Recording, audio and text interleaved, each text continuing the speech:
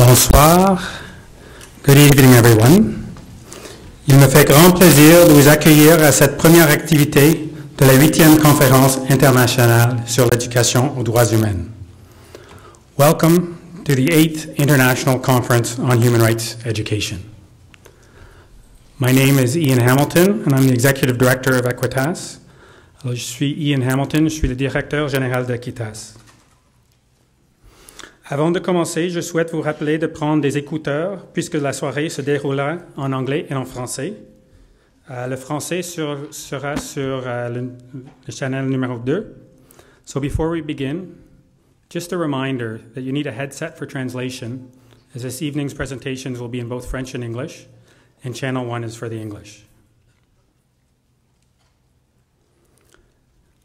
On behalf of everyone who has worked so hard to make this conference a success, I want to say how happy we are that you've joined us for the next 3 days to discuss the central role of human rights education in building more just and a peaceful world. At Equitas, we really couldn't think of a better way of celebrating our 50th anniversary this year than convening such a gathering. And so I want to thank all of you for being part of our party. We particularly appreciate that you've traveled to Montreal in December, and we hope that the heat generated from your energy and from all the discussions that will take place will counteract the cold outside. Welcome, bienvenue à Montréal. It is now my great pleasure and great honor to introduce and invite Otsitsaganra to the stage. He will formally welcome us to the ancestral unceded territory of the Kanien'kehá:ka people. He is a respected elder in the community of Kahnawake, which is on the south shore of the island of Tiohtià:ke, which we call Montreal. He is a member of the Bear Clan, married for 44 years, which deserves congratulations just for that, father to 3 sons, and grandfather to 6 children. He is a faith keeper at the Mohawk Trail Longhouse in Kahnawake, and faith keepers are people who have committed themselves to ensuring the continuance of Kanien'kehá:ka tradition, language, and culture. We are honored that he has agreed to be with us, and as is the tradition, on behalf of all of us assembled, I offer Otsitsaganra some tobacco out of respect for what he will share with us this evening. And I also want to let you know that he will begin in his own language and then explain what he's going to be presenting in English. So please join me in welcoming our honored guest.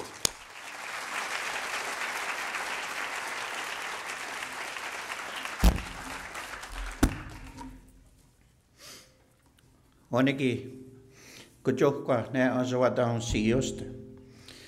Onegi ehni kwali hota. Ne wongenyaise. Ne tokkari ni wona gena katowanahtka. Negi wahine kanhutokwa. Negi tona tukwa ohonto kari wadekwa. Onegi wahine tunu ne hatkajerunte. Negi tuna kwa ne kohnu tesawada waya, te kohnu ni sawajo kwa gero. Negi wahi chini yachite ko te kwa kana na akweko. Skona chini chisawanu tunyo. Onegi konekne kanwara dunsrene antaka kawe. Takunwara do pasawada jatwe. Uani wasudade. Onegi ne tunu na katona yerate.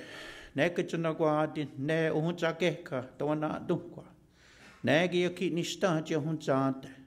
Negi wahi chatawani sirage chatawa suntake. Ne kohnu kwa huwe kohnu dia kwa sita kwa saranyu. Dea tak yesune. Jot kuyokia te kenu hachas. Ne niyo ni wahine yakuta sirawan. Ne kohunte suma chate ka hantake. Tanlegi wahine niyo ni tunu kutia tohluku na guso o tera suma. Negi wahine tawana tuko o tera suma tunyo rejika satsta kwe kuchina ho ti un hedje. Tunu de tuna di hantoses rau di satstansra. Negi arihuni inioni wahi kwa terute. Chinuni jokwenu, chinuni jokwa twachirino. Negi nioni tunu nakatawana yerate kanwara dunsra. Nenioni wahine tunu la weru nesugaya disu ni esune. Yaya take, yaki nista, ne kan quatsra gero. Tana ne niyo ni wahi hakero chata wayake. Kuni huntesat kwa kuano.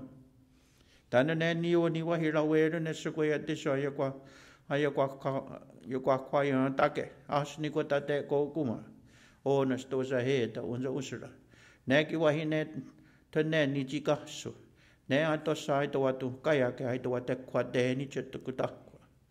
Tana ne niyo ni lawero ne sukoya tiso ka ne kaya take.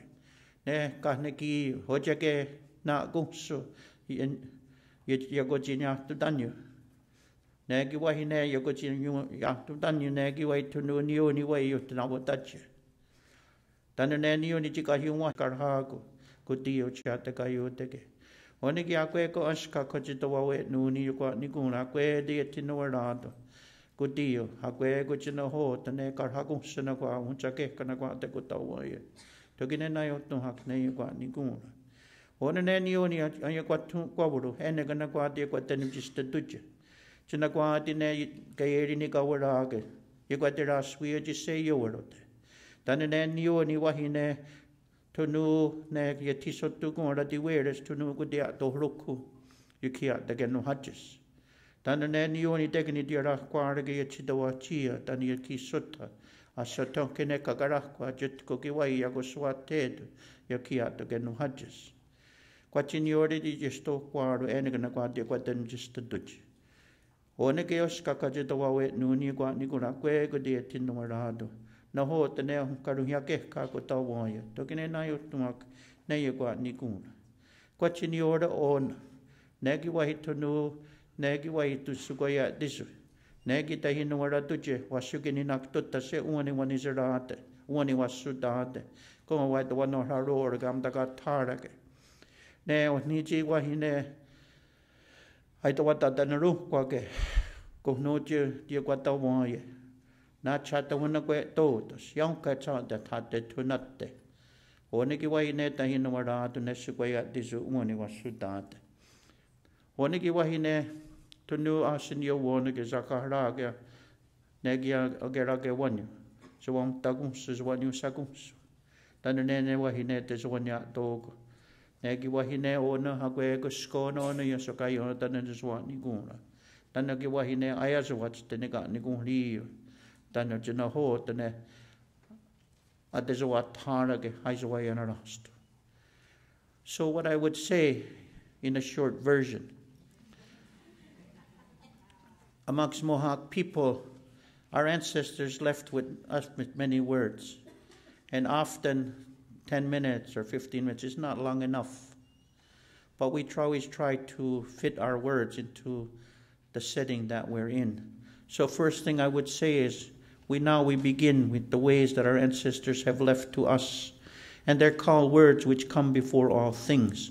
And what they say to us is, before you and I and we can take the next step in this journey, what we call our lives, first we have to understand the things that have given us life and continue to give us life. The reason why we actually can sit here and be healthy. And we turn our minds now to you, all of the ones who have come, to the different workers that have come from all different directions, to the students and the people. And I look at each and every one of you, and I acknowledge each and every one of you that have come from all directions. And I say to you that we acknowledge you. And we say to you also, there's a reason why you're here. That the Creator has chosen for you to be here. The Creator has chosen for you to have the skills and the mind and the interest to sit here at this time. So we acknowledge each and every one of you that has come. We turn our minds to this bundle we call of earthly things. And the first one we talk about is our Mother, the Earth. And at the beginning of the world, when the Creator made the first human being from the living earth, and he said to the first human being, I introduce you to this living earth. This is your mother. From her body, from her earth, it came your body. And you take care of her, love her, respect her, give thanks to her, and she will always take care of you. And then he also introduced all of human beings to the beautiful dress that our mother wears. And we say that to the grass life, all the different grass life that grows on the earth, If you stand in a field as far as your eye can see, you will see the greenery and the beauty of this earth. All the different grasses that grow, they're food for some animals, they're food, they're shelter, they're medicine. They do many different things so this earth can survive. And so we also turn our greetings and our minds to the root life. And we acknowledge that everything in this world cannot exist without roots. Even that mighty elm or that mighty maple tree that we take our sap from in the spring. That tree takes its life and digs its roots in the earth. It takes its nourishment from this earth. And if those roots fail, that tree will die. Everything comes from roots. Even you, the people who gather here.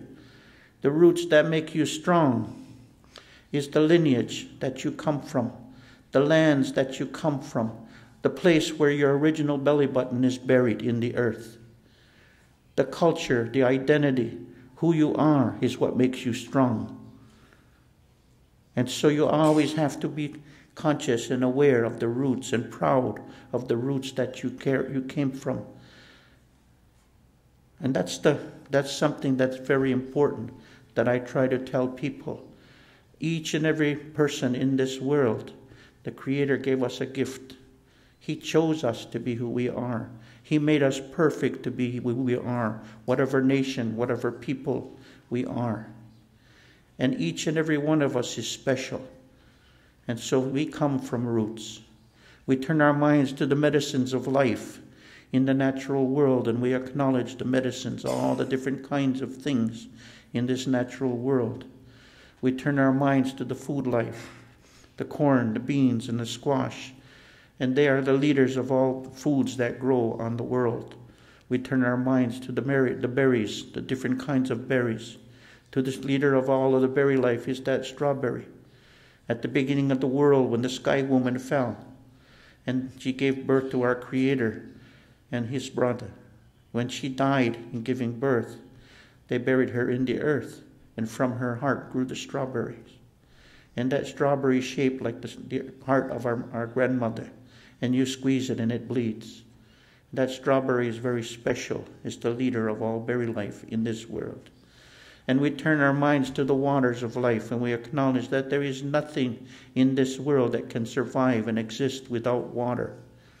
All over the world you hear people say water is life. And so we give our greetings to the waters of life at this time.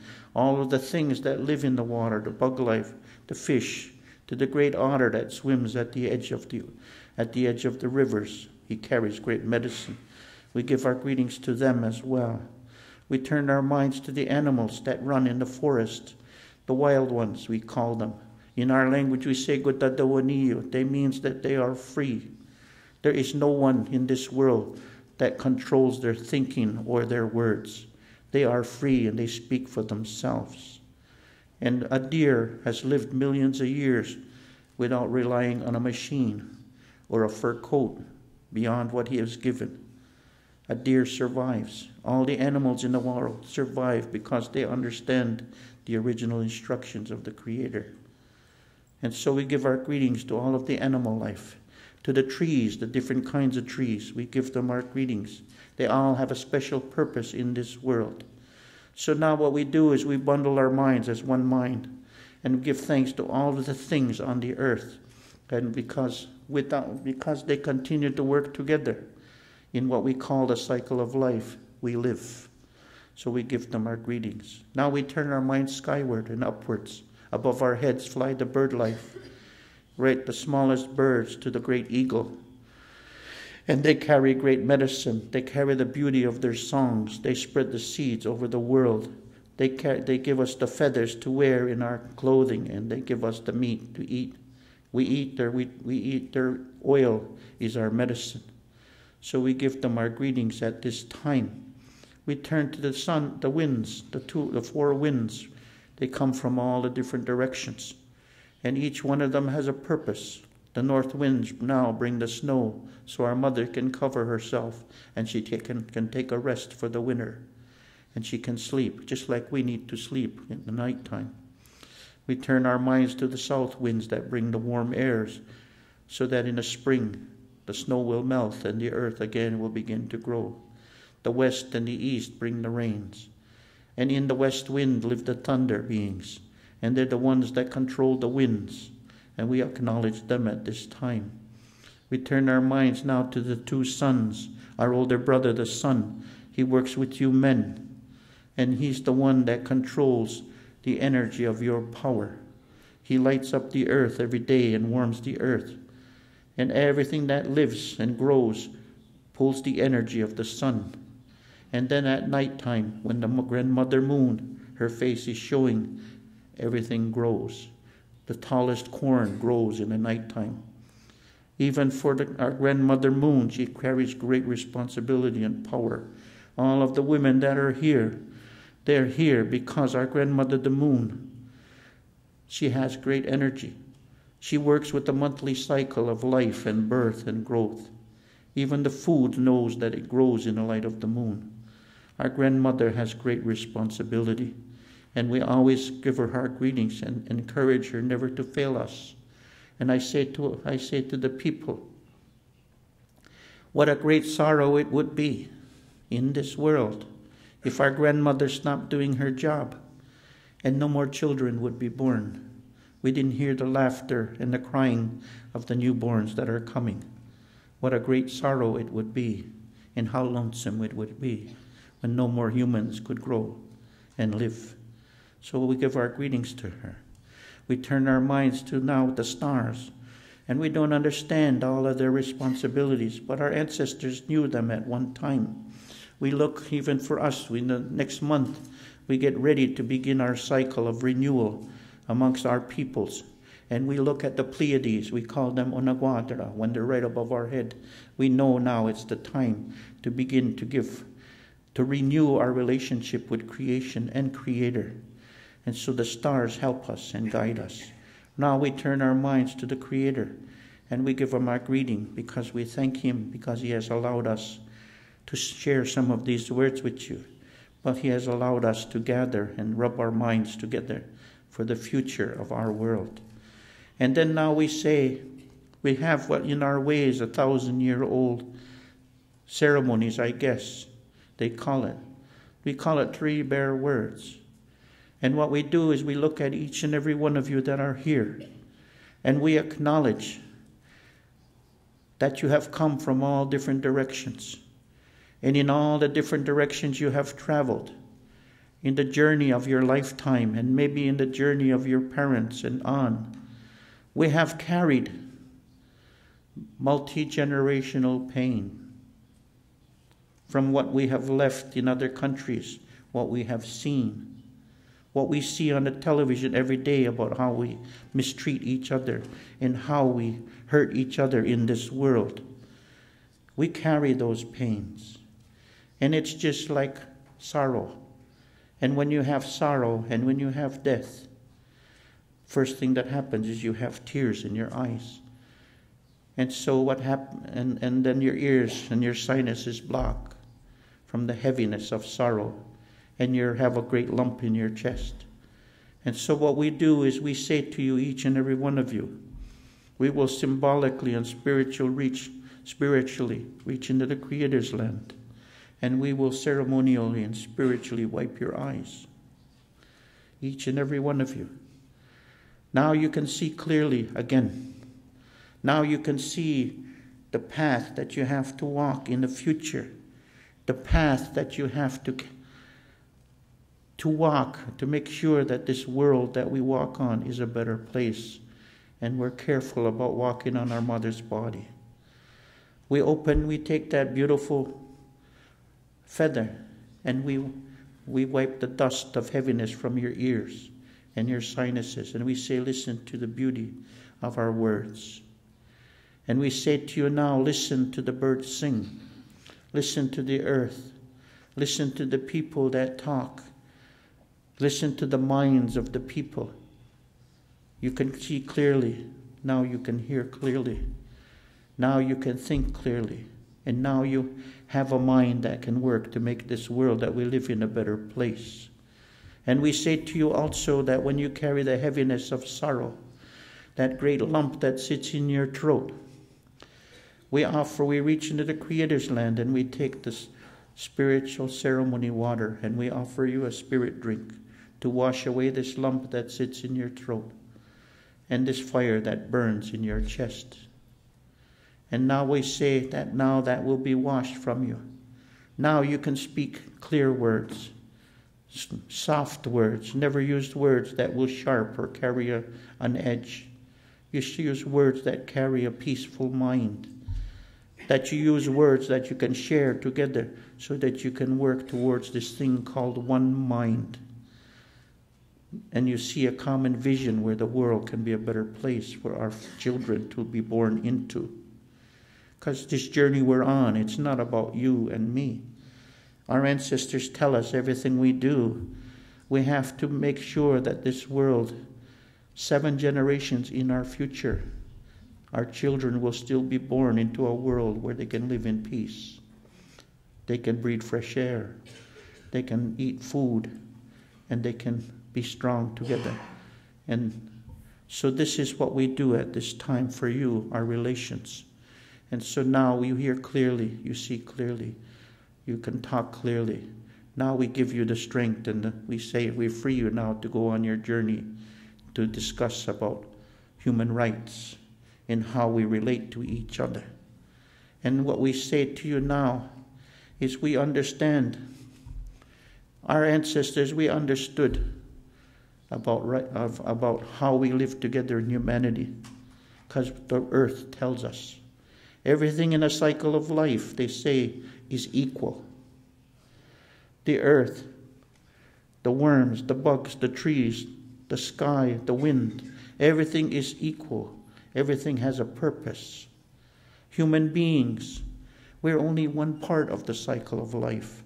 We need to get back into a path where we can understand about living in harmony, living in balance.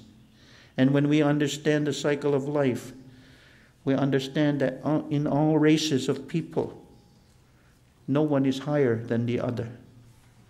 No one is better than the other. Even our leaders, they're the same height as the people. No one can say and speak for all the people. We speak and we put our minds together as one mind, as a collective mind. When we can speak with a collective mind, we're stronger. And so with this, I open your gathering, and I welcome you to the lands of our people.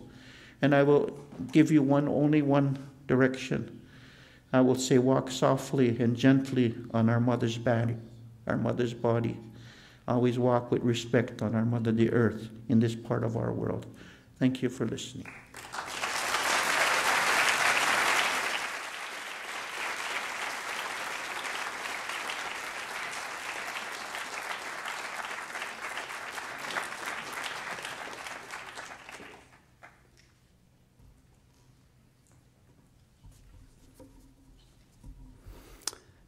Thank you, Otsi Tsagenra, for your warm welcome, but more importantly, for your words of wisdom.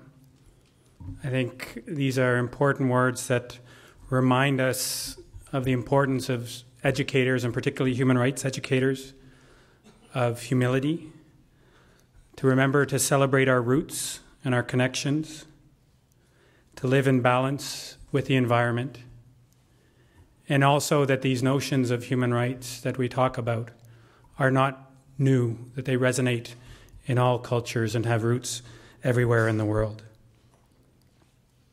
And these are words that I encourage all of us to keep in mind over the next 3 days, because we want to think about how these words and this wisdom can influence the type of actions and the types of changes we want to see in our work in the future.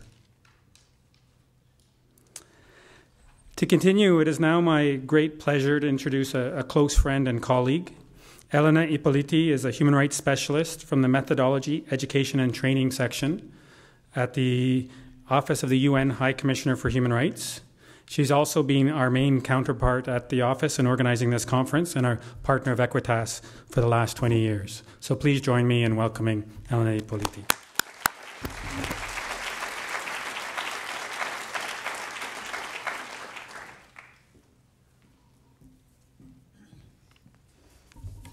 Thank you, Ian.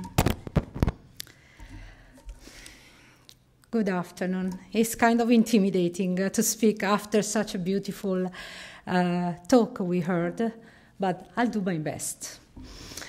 On behalf of the Office of the United Nations High Commissioner for Human Rights, I'm pleased to welcome you all to this conference. Educators, students, scholars, human rights defenders, representatives of various organizations and institutions from all continents. Au nom du Haut Commissariat des Nations Unies aux droits de l'homme, je vous souhaite la bienvenue à cette conférence. Our office has very gladly joined Equitas, with which we regularly collaborate, as well as our academic partners, in organizing this gathering. We chose Bridging Our Diversities as the title for this conference. Diversity is the precious texture which makes up humankind. We need to protect and value it, as it constitutes our very essence. Human rights education nurtures our diversities while emphasizing universality, that we are all different, but we are all part of one human family. We all have human rights, and we are all equally deserving respect, dignity, and justice. I remember that when I joined the office in 1995, we were struggling to find information on any human rights education activity to include in United Nations reports. Human rights education was just not on the agenda, nationally, regionally, internationally. How far we have gone in the past 20 years or so as a human rights education community. Human rights education has gained momentum in so many respects. First, in terms of standard setting. Human rights education principles and commitments have been agreed upon by all countries of the world at the United Nations, in human rights treaties, but also in specific documents, such as the 2011 United Nations Declaration on Human Rights Education and Training, as well as at the regional and national levels. Secondly, in terms of institution building, these full rooms tell us of the number of human rights education governmental and non-governmental actors and networks that exist and are active in this field. Thirdly, in terms of presence on the international agenda, the UN General Assembly has adopted specific global frameworks for action, such as the World Programme for Human Rights Education, and has also included human rights education in major global strategies, like the 2030 Agenda for Sustainable Development. And fourthly, in terms of programming, we have witnessed an exponential growth of programs and initiatives by governments, national human rights institutions, and civil society, including non-governmental organizations and academia, and along with programs, the constant development of new materials and resources. We need to build on these achievements, and we need to upgrade our efforts if we wish to address in a meaningful way the serious challenges to human rights we are witnessing in all regions of the world. In particular, it is important to document and disseminate proven good practice to serve as guidance and inspiration for all, and to promote further networking and cooperation at all levels. And these are the specific objectives of this conference. On behalf of the United Nations Human Rights Office, I wish all of us a very enriching, stimulating, and animated learning and sharing during these next few days.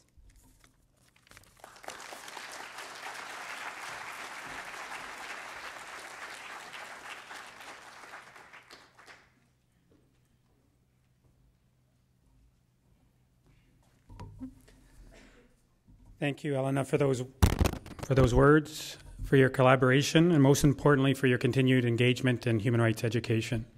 I think the leadership of the Office of the High Commissioner for Human Rights is critical, and we all appreciate it. It is now my pleasure to introduce another friend and colleague, but from a more recent vintage.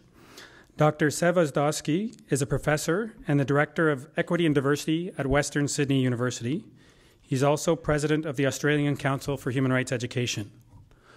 More importantly for us here this evening, he's the convener of this series of international conferences on human rights education. Please join me in welcoming Dr. Sev Ozdowski.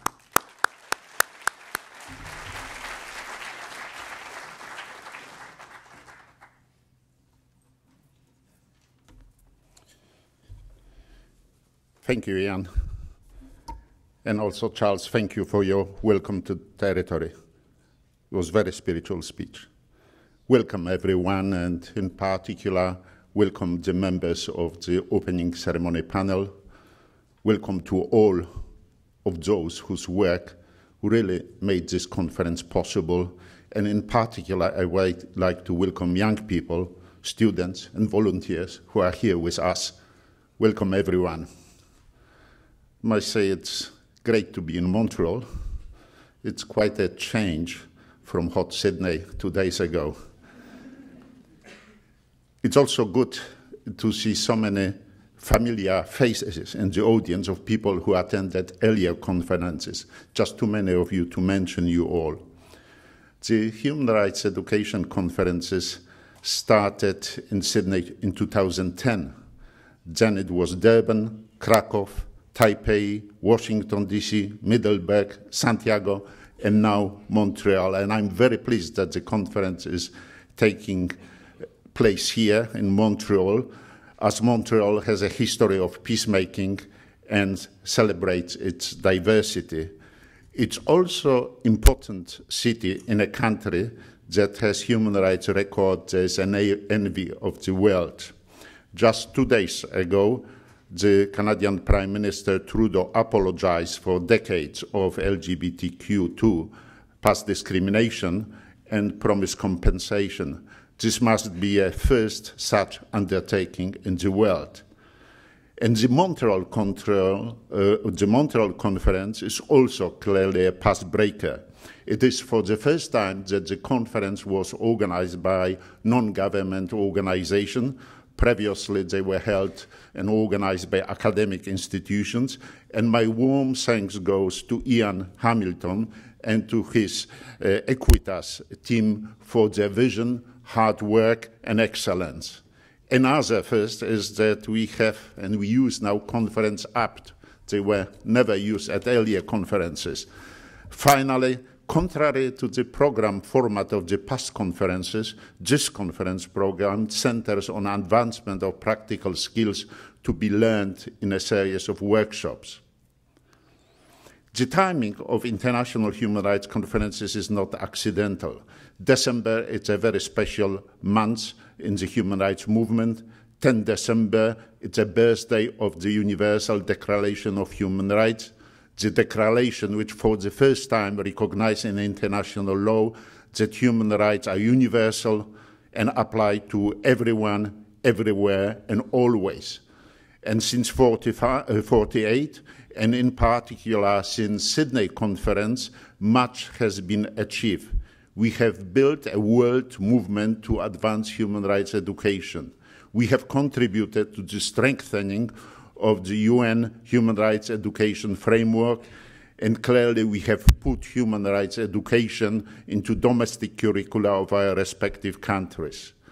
To sum up, we have contributed to better understanding of human rights worldwide, and through it we advance justice and peace for all. So let us work together so that conference is another milestone on the road to advancement of human rights education. And again, thank you to you, Ian, for organizing it. Welcome to you all, and I wish you a very successful conference. Merci beaucoup.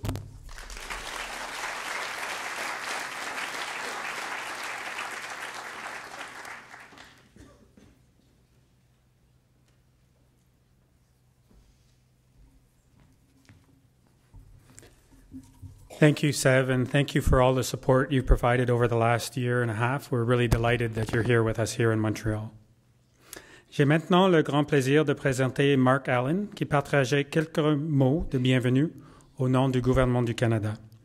Mark est le directeur exécutif pour les droits de la personne et les affaires autochtones dans le Bureau des droits de la personne, des libertés et de l'inclusion aux Affaires mondiales Canada. That's a real mouthful.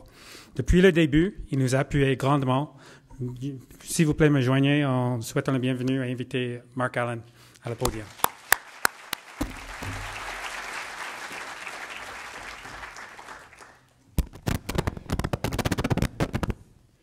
Merci Ian et permettez-moi encore une fois de reconnaître le territoire Kanien'kehá:ka et de vous and to thank you for your hospitable welcome to the land.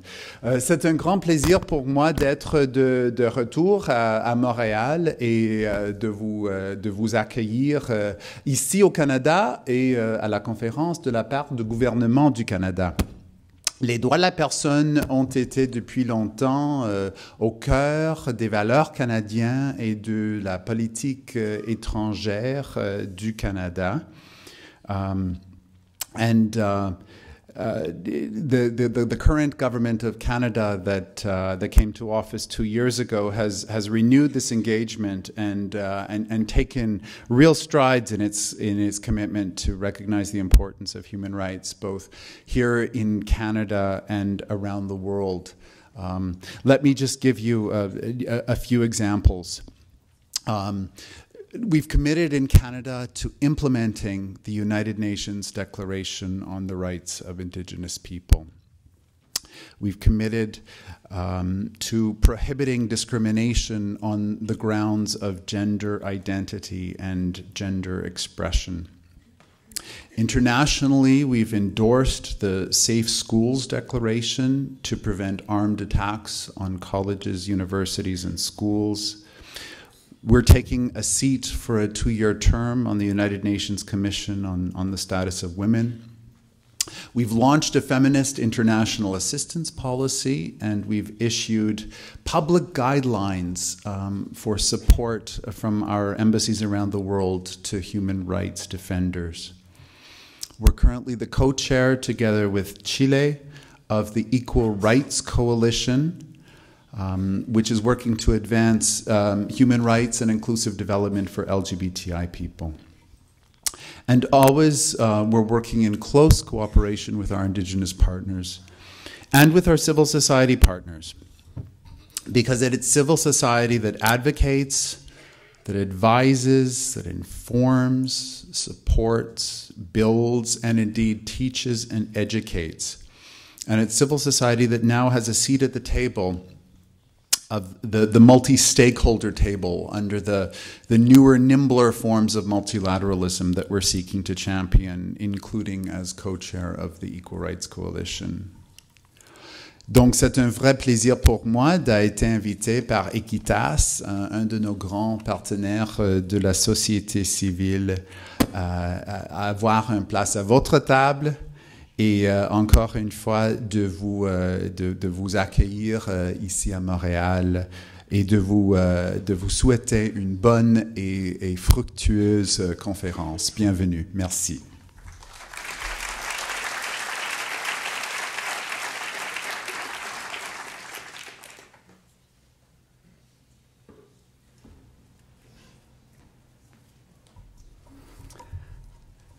Thank you, Mark. Merci, Mark. So I hope now that everyone is feeling suitably welcomed. We do want you to feel welcome, and we feel it's important that you feel welcome so you can make the most of this conference. You've received the program at registration, so you have an idea of what to expect. Thank you, Sev, for making a plug for the conference app. We hope you have downloaded it. It will include additional details about the program that are about the schedule that are not in the program, useful tips about the conference, and will be an important tool throughout our 3 days together. We will use it to share announcements. It will also be used to ask questions during the plenaries. And we'll be asking you to share your ideas and your commitments regarding the actions you'll be taking after the conference. If you don't have the application, you'll still be able to ask questions by going to Slido in your web browser and entering the code R600. So it's still, everyone can be part of the conversation. Si vous ne l'avez pas fait encore, nous vous encourageons de télécharger l'application de la conférence ce soir sur votre portable ou votre téléphone. Le personnel d'Equitas peut vous aider si vous avez des questions. Entre-temps, si vous n'avez pas encore l'application et vous avez votre portable avec vous, vous pouvez utiliser Slido et le code hashtag R600 pour poser des questions ce soir. Now, for many of us, this technology is a new experience, including for me, but we made the choice to try it out because we wanted to cut down on the use of paper throughout the conference. You still got enough today, but just imagine how much more there would have been. It's a tool to enhance our networking opportunities and also to try and maximize the time that we have to engage with our speakers during the plenary sessions. So we look forward to discovering the potential of this new technology together. But don't worry. During the workshops, we'll be using an old-fashioned technology that we call human speech. We'll use it to communicate in a way that doesn't... So we've included the workshops as really the central part of the conference because we want to maximize those opportunities where we can have that human-to-human contact and we won't let any devices get in our way. Alors, nous sommes vraiment contents que vous êtes ici parmi nous à cette conférence. Quand nous avons annoncé l'année dernière à Santiago, pendant la 7e conférence, que nous serons hôtes cette année, les gens nous ont avertis qu'il y aura beaucoup de travail, mais que ça vaudra l'effort. Ils avaient raison. Et j'aimerais prendre une minute au départ pour souligner ceux et celles qui sont responsables pour l'organisation de la conférence et notre présence ensemble ce soir. Je commence en reconnaissant et remerciant l'équipe d'Equitas, les membres de notre conseil d'administration et tous nos bénévoles qui ont travaillé tellement fort pour que nous sommes ici ce soir.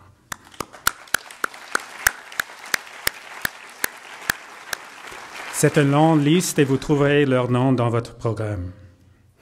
Nous avons aussi eu une très belle expérience travaillant avec le comité de planification et je souligne notre partenariat avec le Haut Commissariat des Nations Unies aux droits de l'homme, l'Université Concordia, l'Université du Québec à Montréal, le Center for Human Rights and Legal Pluralism de l'Université McGill et Western Sydney University.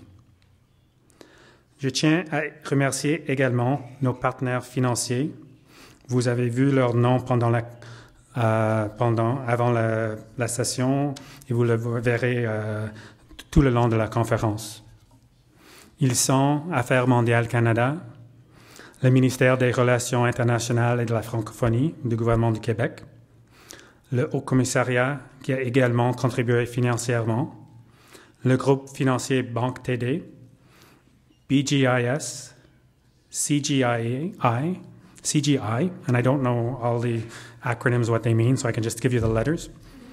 La Fondation de la famille J.W. McConnell, Bell, BMO Groupe Financier, Xerox, Alliance Corporation, la Centre de recherche pour le développement international, la Banque de développement du Canada et la Ville de Montréal, qui sera notre hôte demain soir pour une réception de bienvenue. J'espère que tout le monde a reçu dans leur courriel une invitation de la mairesse.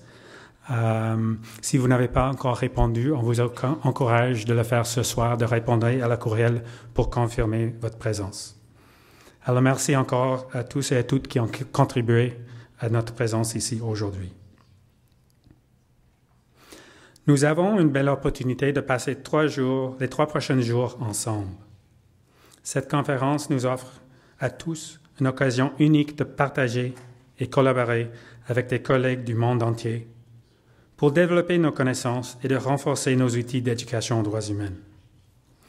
Au cours de cette conférence, consacrons notre énergie et notre créativité à tirer le maximum de notre temps ensemble et que les résultats de notre travail acharné conduisent à une plus grande égalité, au respect de la diversité et à une plus grande reconnaissance de la dignité humaine dans le monde entier.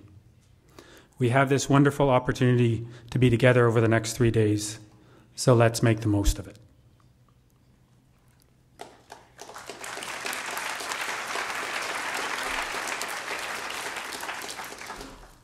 So we would now like to transition to our inaugural panel, which is entitled Human Rights Education, Pathways to Reconciliation with Indigenous Peoples. I'd like to invite Marie-Claude Landry, who is the Chief Commissioner of the Canadian Human Rights Commission, who will be moderating the panel, to come to the stage. Please join me in welcoming her. I would also like to invite our honored panelists, Senator Murray Sinclair, Widia Larivière, and Charlene Barehead to join Madame Landry.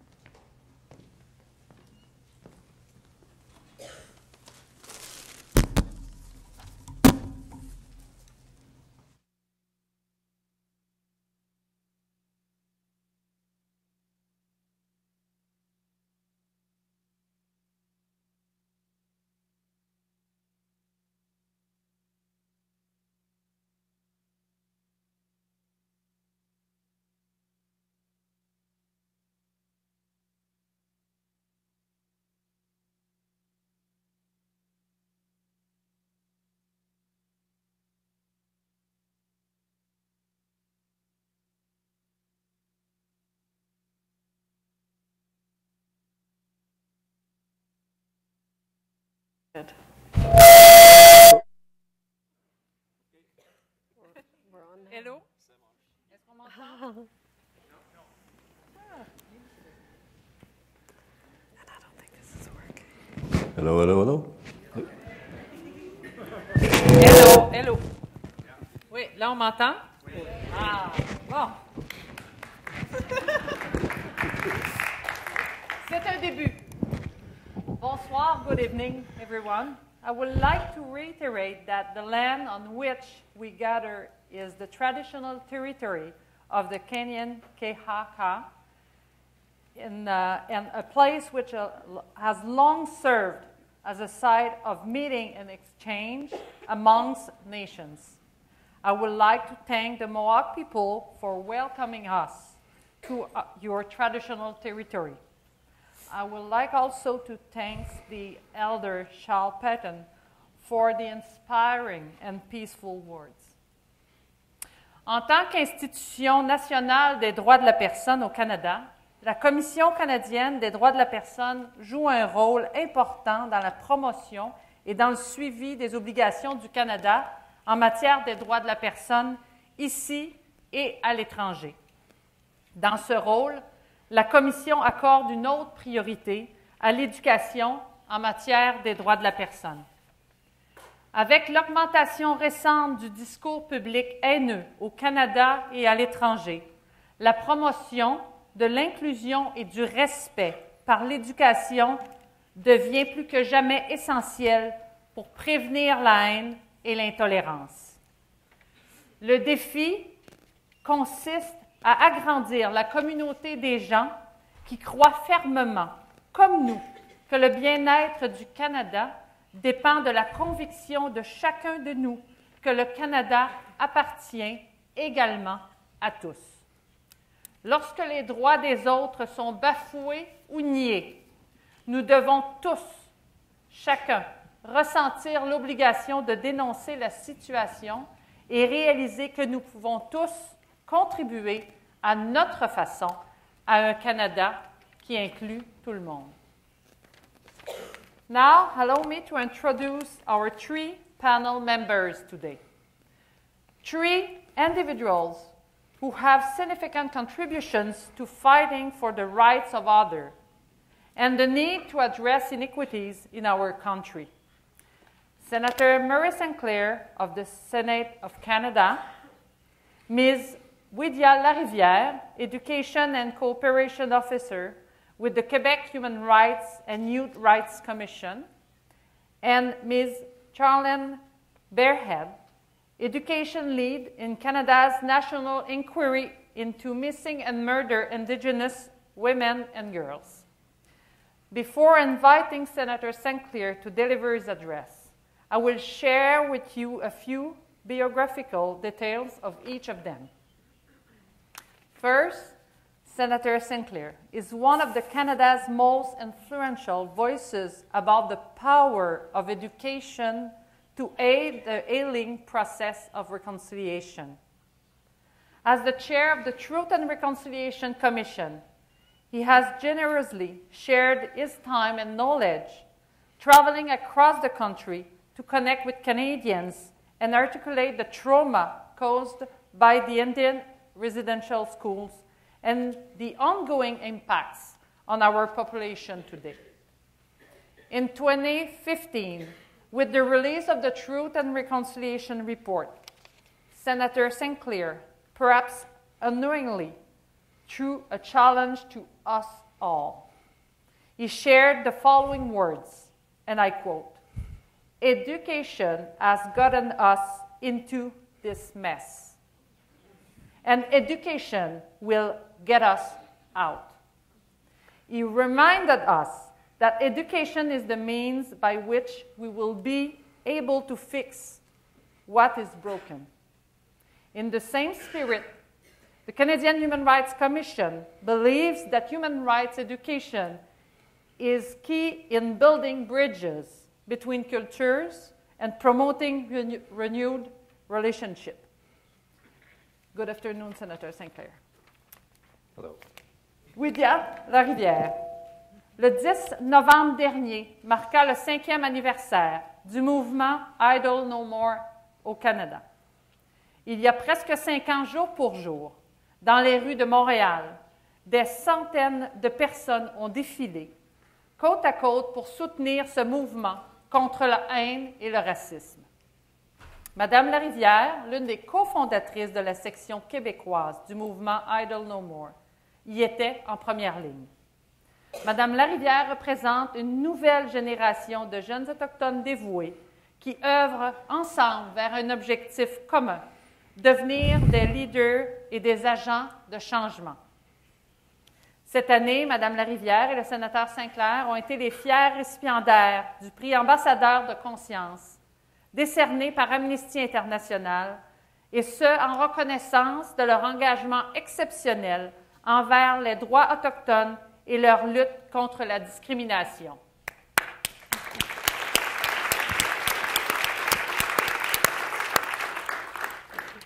Alors, bonsoir, Madame Larivière.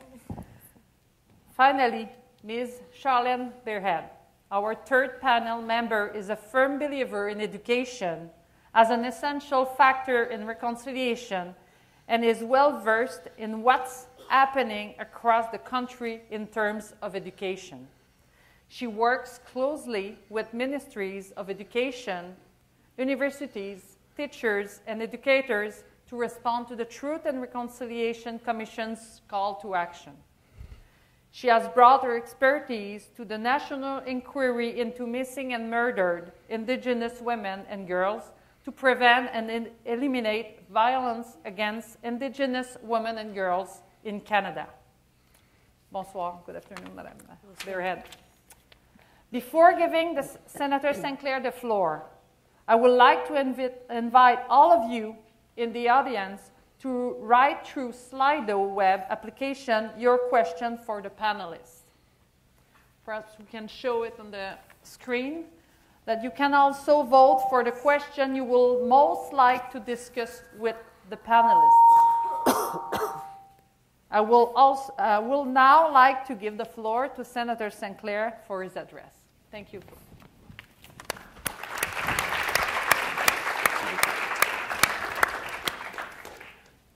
Bonsoir à tous.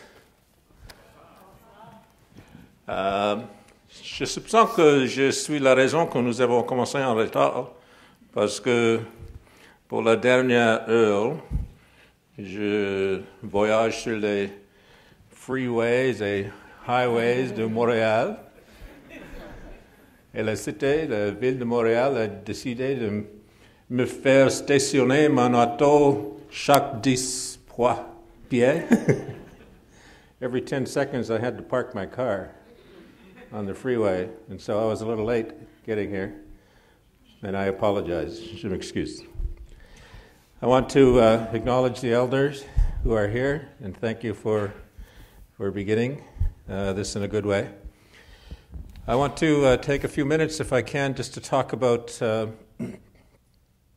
human rights, Indigenous people, and where we're at today, and the important role of education.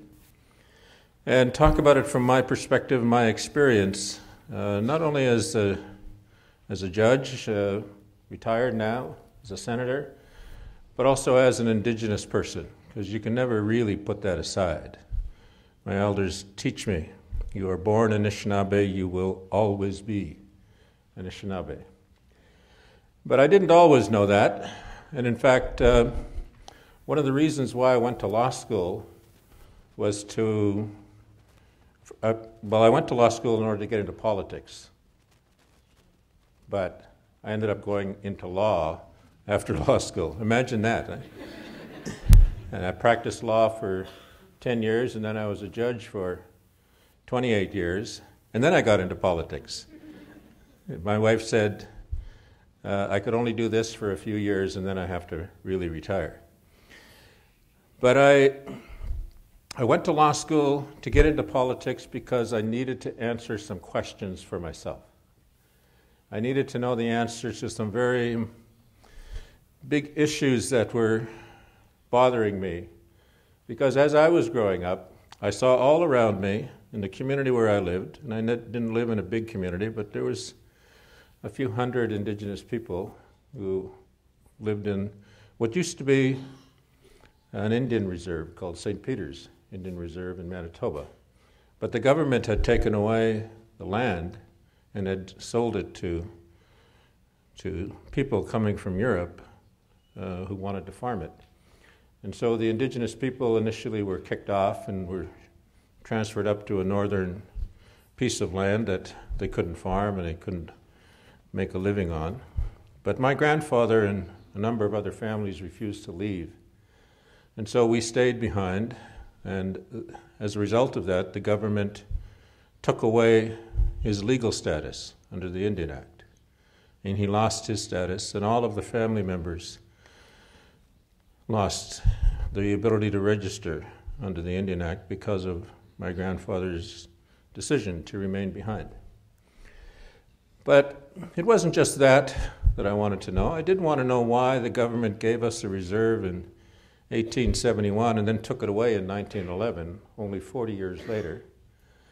And I wanted to know how they could do that. But I also wanted to know why around me I saw so many good, kind, and generous people who couldn't succeed anywhere, who couldn't seem to participate very well in Canadian society. What was going on? And I knew there was racism, of course, but I knew that we could overcome racism. I knew that we had a way of dealing with it, but I wondered why we were unable to accomplish and succeed in the same way that some of the colleagues that I'd gone to school with could. I was a good student in school. I graduated at near the top of my class. I was the valedictorian of my high school class. I was the athlete of the year in my school, and there were 1,500 students. So I enjoyed a lot of success in school. And about 20 years after my graduation, I went back to my high school reunion, and I said to my classmates at that reunion, because I was asked to address them again, I said, it strikes me now what I didn't know at the time, and that is that even though I was one of the more successful students in the class and respected for being an athlete and for my speaking ability, the reality is that none of you would have changed places with me because I was an Indian person. I was an Indigenous person. and you weren't. And you always saw us as inferior. Why did you always see us as inferior? And that was one of the reasons why I went to law school, was to try to find out why people always saw us that way. When I went to law school, I was still a smart guy. In fact, I was a single guy when I went to law school, when I started law school, but I quickly learned how stupid I was because I got married when I was in law school. And that showed me, particularly when our children came along, that showed me just how limited my knowledge was, because I can remember holding my son when he was born and thinking, what is it going to be like for him to grow up in this society? What am I going to be able to give him that is more than what I grew up with? What am I going to be able to teach him that will help him more than what I learned at the time? So I decided to go to law school to learn those questions. I was brilliant before I got married, of course, as I said. I learned just how non-brilliant I was while I was married and raising children. But then I started to have grandchildren. My grandchildren now make me feel brilliant again, because they think I know everything. And I don't, but I make them think I know everything. That's the secret to being a good grandfather, right? You know what I'm talking about. But in law school, I wanted to know why things were the way they are. My grandparents were good people. They didn't drink, they didn't smoke, they didn't carouse, they didn't commit offenses. They were good, hardworking people. My grandfather was a carpenter, and yet we were always poor. We couldn't seem to get even into the middle class of society. And yet, in his younger days, my grandfather was renowned for his carpentry skills. He could build houses, he built boats, he built things. But as things went along, as we were growing up, less and less people hired him. And I wanted to know why. I wanted to know why people thought that we were savages. Why did people think that we were inferior to them? What was that all about? And I knew that during the time I'd gone to school, there had been things taught in the schools about Indigenous people. In our school textbooks, they taught all the students that we were the savages, we were the heathens, we were the pagans, and the missionaries were the victims of our violence, our wickedness, our evilness. I still remember in high school when the teacher in history class taught everybody about the way that Father Jean Brebeuf was treated and was put to death. And the amount of time that we spent in class reading the description of how he was tortured and how he died. All of that time, me and the 2 or 3 other Indigenous kids in the classroom were sitting there feeling very ashamed about the fact that this was Indigenous people who had done this to this apparently very kind man. And then I started practicing law when I was in law school. And I could see around me that there were so many Indigenous people caught up in the justice system. People who needed lawyers, who needed good legal representation. And I saw so many lawyers who were supposed to be representing them, but who weren't doing a very good job, who didn't seem to be interested in helping them. And I wanted to understand why. Why is it like that? Why do people treat us like they treat us? And so that's when I began to really do my research. And that's when I began to read about residential schools. I asked my grandfather one day if he ever went to a residential school, because nobody ever talked about it. My grandfather did go to a residential school. My grandmother went to a residential school. Before they left, they had to marry each other. the sisters who ran the residential school made them marry each other because they didn't want my grandparents to go home and raise pagan children. They were Christianized in the schools. And when they were raising children, they had to promise to raise those children as Christian children. They had to dedicate one of the children to the church. None of my aunts and uncles, nor my dad, was prepared to dedicate themselves to the church. So when I went to live with my grandparents after my mother passed away, my grandmother decided that I was the one who was going to be a priest.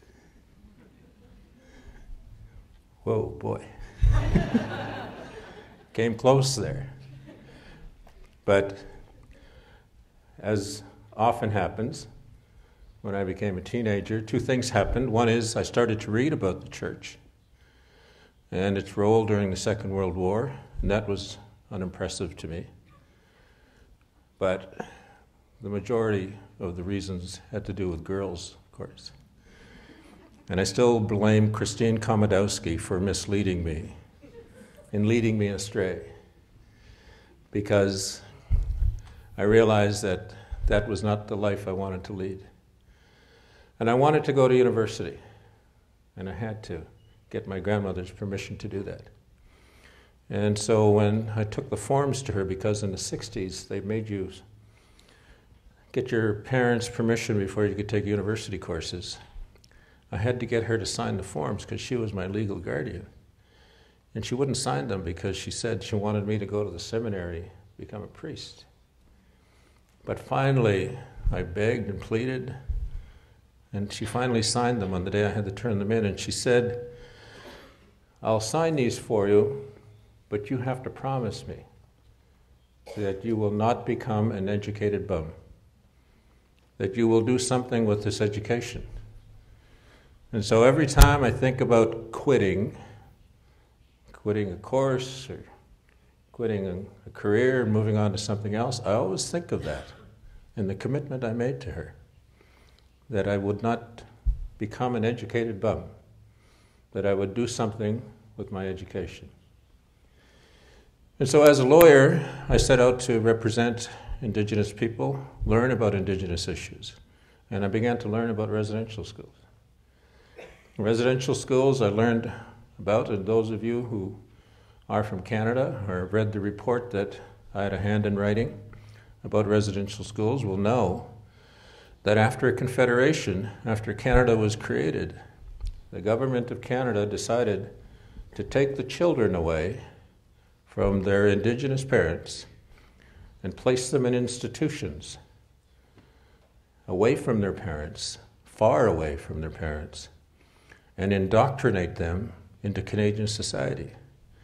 They were raised to believe that they were heathens, that they were pagans, that Europeans who came here had a better civilization, that they were lucky, that Europeans saved them because they were on the verge of extinction, they were told. Indian people were going to become extinct. That was a popular myth that was taught not only in Canada, it was taught in the United States too. Lo, the poor Indian. Those of you who've ever studied Native American history in the United States know that that was a constant theme in the 1800s and early 1900s. Edward Curtis, the famous photographer, went around taking pictures of all the Indian people he could find because he wanted to record the Indian before he became extinct. And so the government set out to help make that happen by taking the children away, placing them in the schools, and treating them in such a way that they would eventually become like other Canadian children. In order to do that, they had to persuade them to give up their ways. And that persuasion was pretty harsh. They had their hair cut. Having long hair was a tradition in just about every Indigenous group. Their languages were denied to them. They couldn't speak their language. They'd be punished if they spoke their language. They had to stop practicing their cultural traditions. You saw that earlier I was given a pouch of tobacco. It's a very strong tradition everywhere across the country to give a gift to someone that you want to ask something of. That was denied to them. And anything to do with their culture was denied to them. And they were forced to attend church services early in the morning, and they were forced to go to classes where they learned basic reading and writing skills, but nothing much more than that. And then they were forced to work in the schools to help the school sustain itself. So they worked in the fields, or they worked in the barns, or the girls in the school would work in the kitchen, or sometimes they'd be rented out to nearby farmers and neighbors to be farmhands or to be scullery maids for rich people in the community. So they became local peasant labor for the community. But all the while, every day, they were demeaned. They were told that they were inferior. They were taught that they were less than the European children, because the belief was if they had any sense of respect and pride in their culture, they would try to retain it. And that had to be driven out of them. They were punished for trying to retain their culture. And they were retained from their families, so they couldn't go back to see their parents all the time. And I always say to people, imagine what it would be like if that were done to you. How difficult that would be for you. You'd want to see your parents. You'd want to ask them for help. And that's what happened initially. Parents would be told by the children what was going on in the schools, and so sometimes the parents would come and take the kids out. So the government passed a law that said it was illegal for parents not to send the kids to the schools, and it was illegal for them to try to remove the kids from the schools. And if they did that, they could be punished through the courts.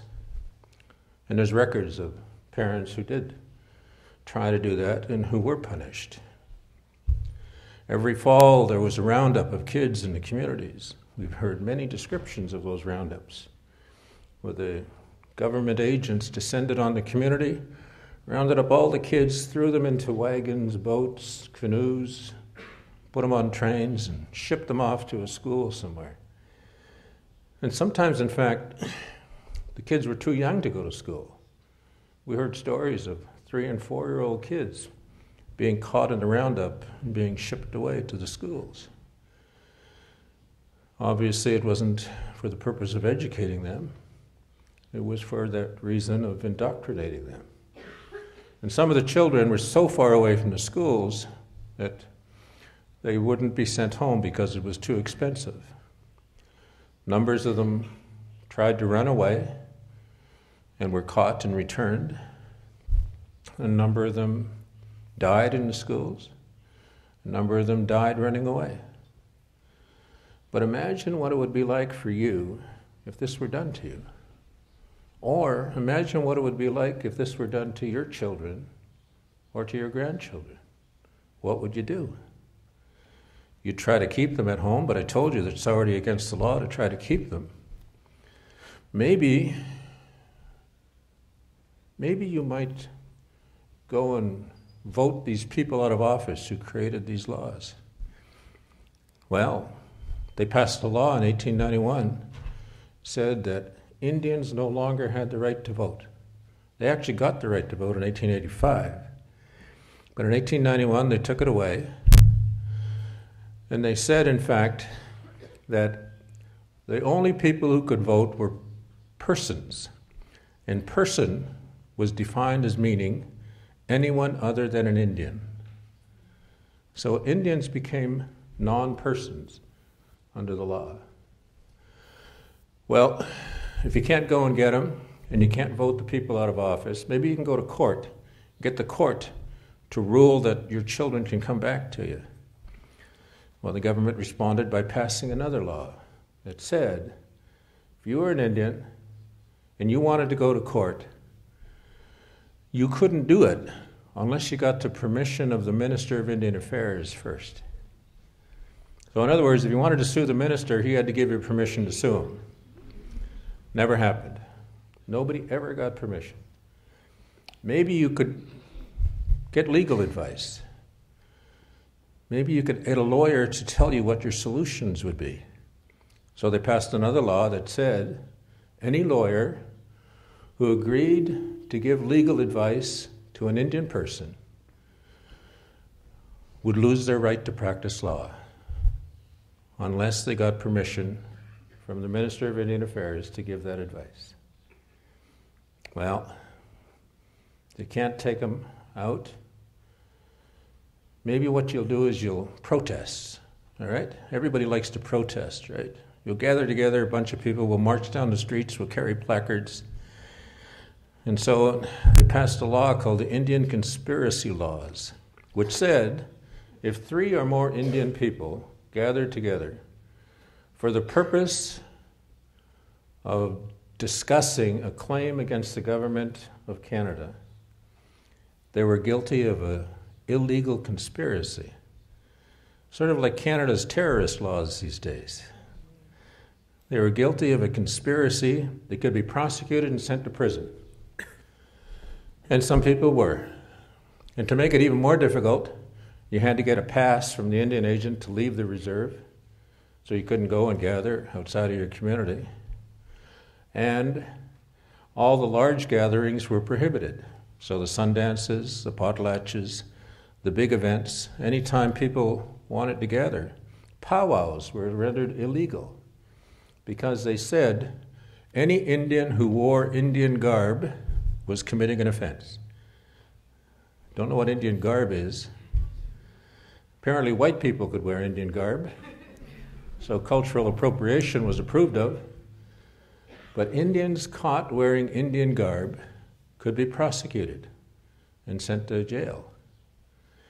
And so the government made it hard for parents, made it impossible, in fact, for parents to do anything about this.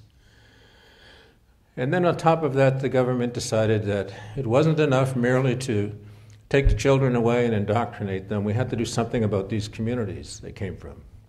The adage, it takes a village to raise a child, may not have been a popular phrase at the time, but they knew that eventually these kids were going to leave the schools, they were going to go home, and they didn't want those kids going home to leaders who were still practicing the old ways.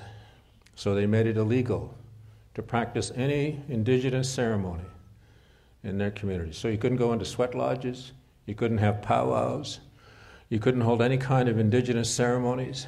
If you did, you were guilty of an offense. And traditional chiefs were removed from office and replaced by men, only men, selected by other men in the community, who then formed the new council under the Indian Act. That new council had limited authority and could only hold meetings when they got permission from the Indian agent to have a meeting, and the Indian agent got to chair the meeting. So all of this I tell you to talk about the fact that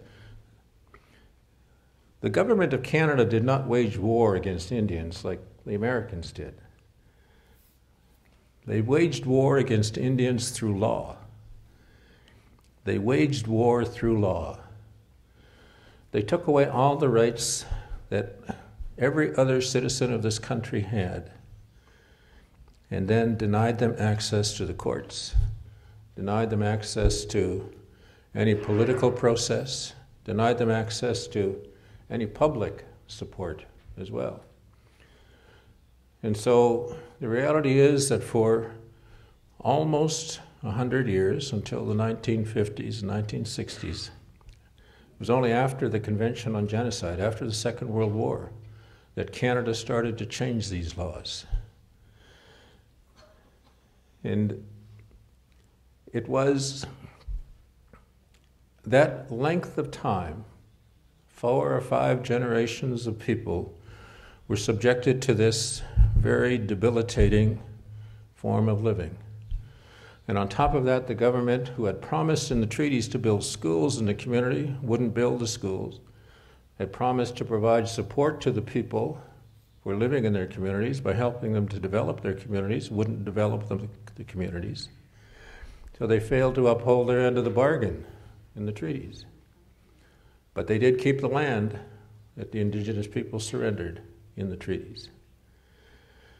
So it was all one-sided, and they couldn't go to court to challenge any of this.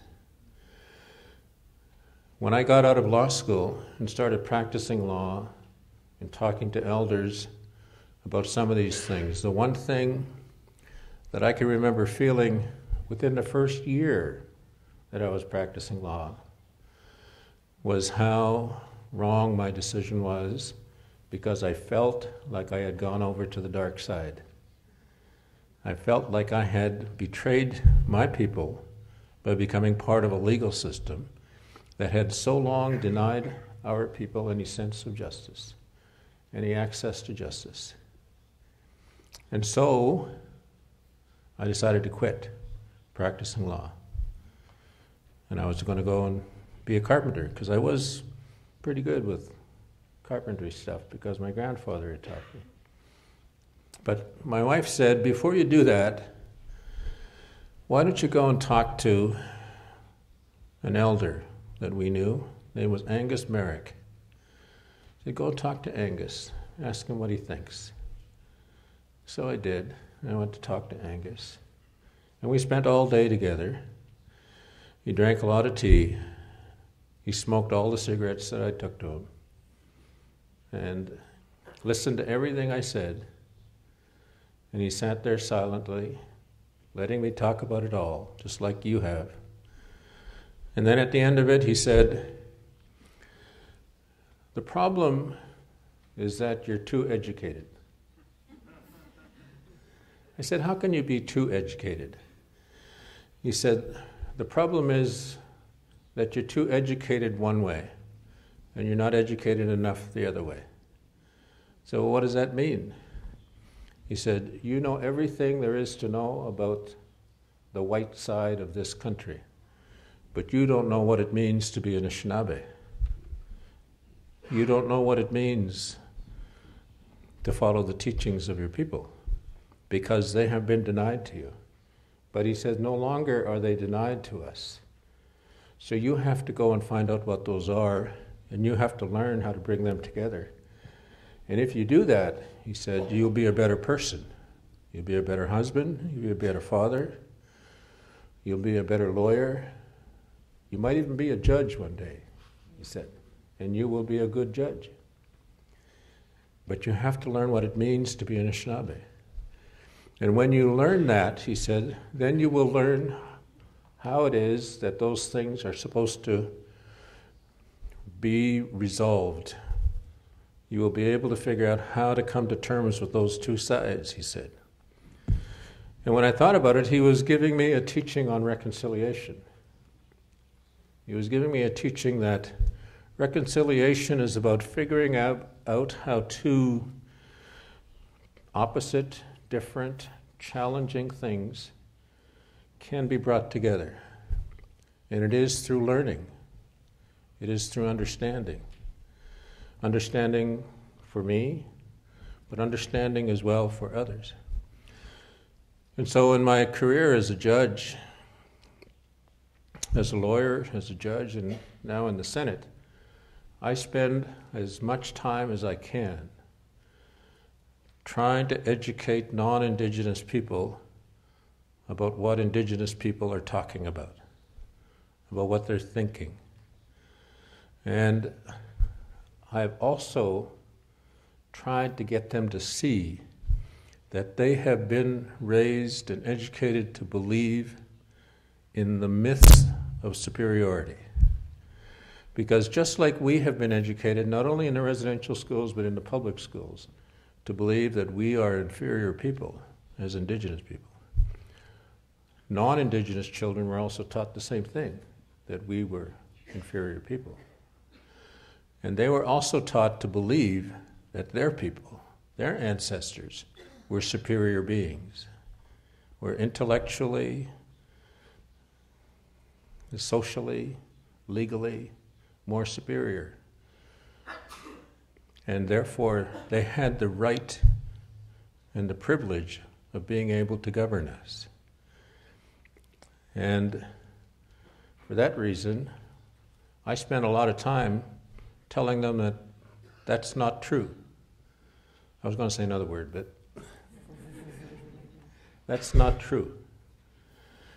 They have been trained, non-Indigenous people have been educated to believe in the privilege of their position, in the rightness of that privilege.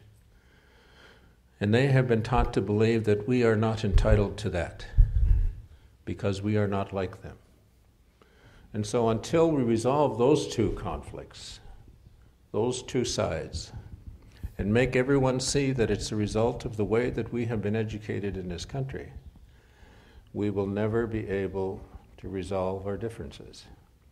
We have to see what our weaknesses are. Indigenous people have to learn how to be self-respecting.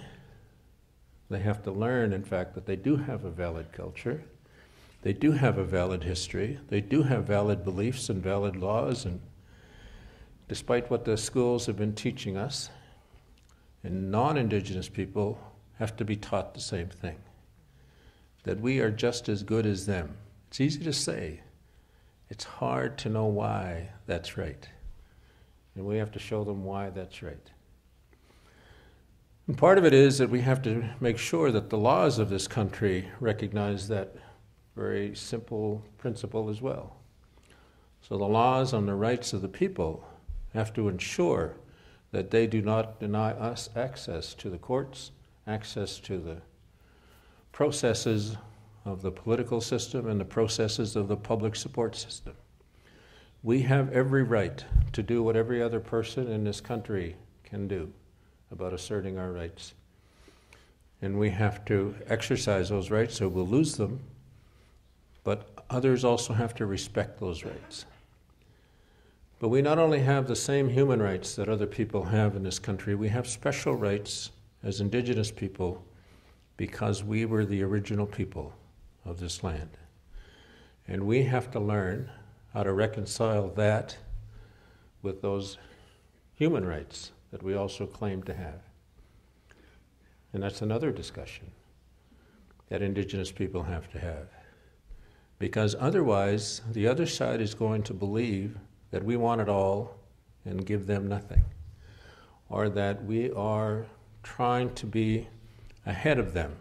If we are talking about equality, we can't claim to be superior in terms of our rights. But there is a way of reconciling that, of talking about that. And we need to continue to have that conversation. And that's why I said, at the end of the TRC process, it's education that got us into this mess, because you look at the way that everybody's been educated. But it's education that's going to get us out of it, because we have to start teaching the children how to respect each other and how to maintain that respect for each other as they grow older. And what it means to be Indigenous, what it means to be Canadian, and to recognize the validity of the Indigenous position in this country. That it is unique, that it is special, but it is not inconsistent with being a neighbor, with being a participant in this society on the same terms as others. And we are going to have to spend the time and effort to make sure that we educate people about that.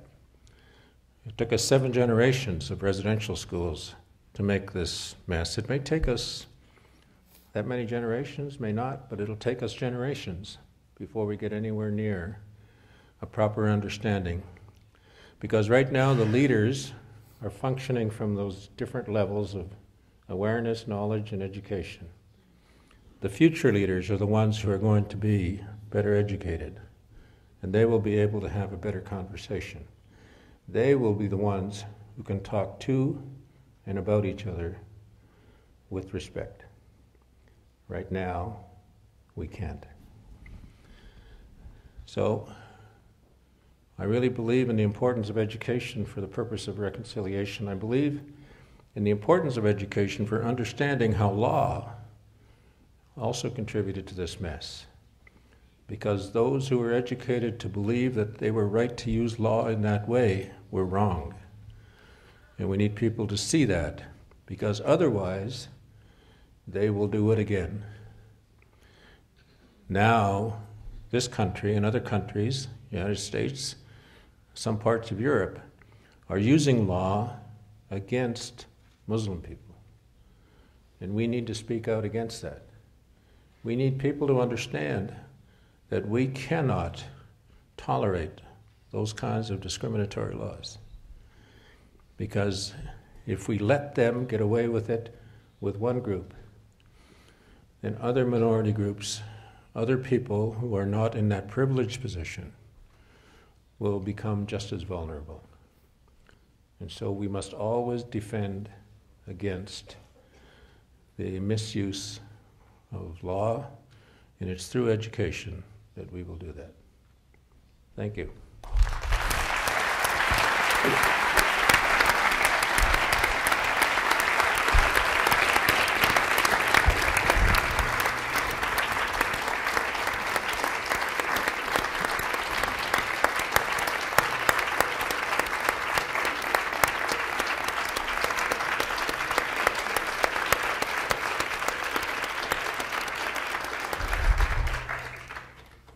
Thank you. Thank you so much for those inspiring and peaceful words. And thank you for the story that you just gave us. It's so important. The design and the work of the Truth and Reconciliation Commission is a real example of human rights education being a key part of the reconciliation process. It has resulted in a greater awareness and understanding about history, the policies of colonialism, and the deep scare and legacy left on Aboriginal communities and Canadian society. J'aimerais maintenant inviter Wydia Larivière et Charlene Bearhead à répondre aux deux questions suivantes. Je vais poser les deux questions maintenant et ils auront environ 10 minutes chacune pour répondre aux questions. La première étant, comment croyez-vous que l'éducation aux droits de la personne peut-elle répondre à l'enjeu de la réconciliation avec les peuples autochtones? Et quelles sont les bonnes pratiques d'éducation aux droits de la personne que vous proposeriez pour engager les peuples autochtones et les Canadiens non autochtones sur la voie de la réconciliation? À vous la parole. Alors, Lydia? OK. Parfait. Bien, tout d'abord, Kwekakina, bonsoir tout le monde. Miigwech, Mary Sinclair, for your words and inspiring speech tonight. Puis, je suis vraiment, en fait, heureuse qu'on parle du lien entre la réconciliation puis l'éducation aux droits humains parce que moi, aujourd'hui, je vois vraiment un lien pertinent entre les deux. Puis, dernièrement, j'entendais une ancienne collègue de travail de chez Femmes autochtones du Québec qui disait que la réconciliation n'est pas une destination, mais est un chemin, un moyen. Puis, moi, je vois sincèrement l'éducation aux droits humains comme un outil concret de réconciliation. Et aussi, quand on parle de réconciliation, c'est qu'on parle concrètement aussi de respect de droits, donc respect de droits humains, respect des droits autochtones. Et aussi directement, quand on parle d'enjeux autochtones, on parle aussi d'enjeux de droits humains et des enjeux vraiment importants de droits humains. Donc, on a vu avec la présentation de Mary Sinclair que malheureusement, l'histoire ici au Canada, au Québec, l'histoire de la colonisation, c'est aussi malheureusement une longue histoire de violation de droits humains, de droits des peuples autochtones. Puis je pense que ça, c'est vraiment, premièrement, quelque chose de vraiment important à reconnaître, compte tenu qu'on sait qu'il y a vraiment encore beaucoup de discrimination, de violation de droits envers les peuples autochtones dans encore tellement différents milieux. Puis, donc, que ce soit l'accès à la santé, à l'éducation, donc les taux de violence, la surincarcération des Autochtones, etc. Même quand on parle vraiment de droits hyper fondamentaux, donc d'accès à l'eau potable, donc de savoir qu'il y a même encore aujourd'hui dans des communautés autochtones des communautés qui n'ont pas accès à de l'eau potable. Donc on parle aussi vraiment d'enjeux de droits fondamentaux. Il y a aussi notamment un jugement important qui a eu lieu dernièrement. Donc le jugement, je ne sais pas si vous avez déjà entendu parler de Cindy Blackstock, son organisation qui a carrément poursuivi le gouvernement canadien en cours. Donc, on parle vraiment d'un jugement historique qui reconnaît en fait que malheureusement le gouvernement a aussi des pratiques discriminatoires envers notamment les enfants autochtones, notamment en termes d'accès à la santé, puis aussi en termes de surreprésentation dans les services de protection de la jeunesse. Donc, c'est vraiment des enjeux très, très méconnus aussi. Souvent aussi, quand je parle de ces situations-là, des gens à l'étranger, ils osent à peine le croire parce qu'on a toujours cette impression que ici au Canada, tout se passe bien, mais malheureusement, il y a vraiment un enjeu important de droits humains, de violation des droits des peuples autochtones ici. Puis je pense que c'est vraiment important de le reconnaître. Puis je pense que l'éducation aux droits humains permet quand même de notamment faire lumière sur ça et aussi, c'est ça, sur les réalités autochtones, mais aussi de déconstruire les préjugés par rapport aux questions autochtones parce que je crois qu'il y a encore une trop grande méconnaissance par rapport aux enjeux autochtones à travers le pays. Donc, dépendamment des provinces aussi, le niveau de qu'est-ce qu'on enseigne dans les cours d'histoire dépend d'une province à l'autre, mais beaucoup disent qu'il y a encore beaucoup de travail à faire en termes de qu'est-ce qu'on doit inclure dans les cours, non seulement d'histoire, mais aussi dans d'autres disciplines, reconnaître les expertises autochtones, les visions autochtones, que ce soit les sciences, la littérature. Donc, c'est vraiment encore beaucoup de travail à faire. Donc, on parle aussi vraiment ici d'une perspective de lutte au racisme, de prévention de la discrimination. Puis je pense que l'éducation aux droits humains, plus en termes de déconstruire les préjugés en milieu non autochtone, est important. Je pense que l'éducation aux droits humains en milieu autochtone est vraiment important aussi. Parce que souvent, de mon expérience de travail avec les jeunes autochtones, c'est qu'ils vivent souvent les conséquences de l'histoire de la colonisation sans nécessairement comprendre, parce qu'ils n'ont pas nécessairement eux-mêmes eu accès à cette histoire-là, du contexte socio-historique qui explique la situation des peuples autochtones aujourd'hui. Donc, d'avoir aussi accès à notre histoire, l'histoire de la colonisation, mais notre histoire aussi, c'est quelque chose d'hyper important, puis de souvent que les jeunes réalisent que leur engagement pour essayer d'améliorer leur situation dans leur communauté ou les conditions de vie dans leur communauté, bien, que ça s'inscrit vraiment dans une lutte pour la défense des droits humains. Bien là, ça emmène complètement une autre perspective, parce qu'encore une fois, on est souvent victime de ce préjugé qu'on demande des privilèges ou des droits spéciaux, quand en fait, c'est vraiment une question de droits humains. Donc, d'amener cette perspective d'éducation aux droits humains auprès des gens autochtones, je pense que ça peut être très bénéfique. Ça peut vraiment, je pense, raviver la fierté chez les jeunes, puis raviver l'engagement des jeunes dans leur communauté. Puisqu'il y a en termes vraiment de bonnes pratiques d'éducation aux droits humains à proposer, je pense qu'il y en a plusieurs. Moi, j'ai eu vraiment des expériences intéressantes d'activités plus interactives sur l'histoire de la colonisation. Je ne sais pas si... Peut-être qu'il y en a parmi vous qui ont déjà eu la chance de vivre l'expérience, par exemple, l'exercice des couvertures.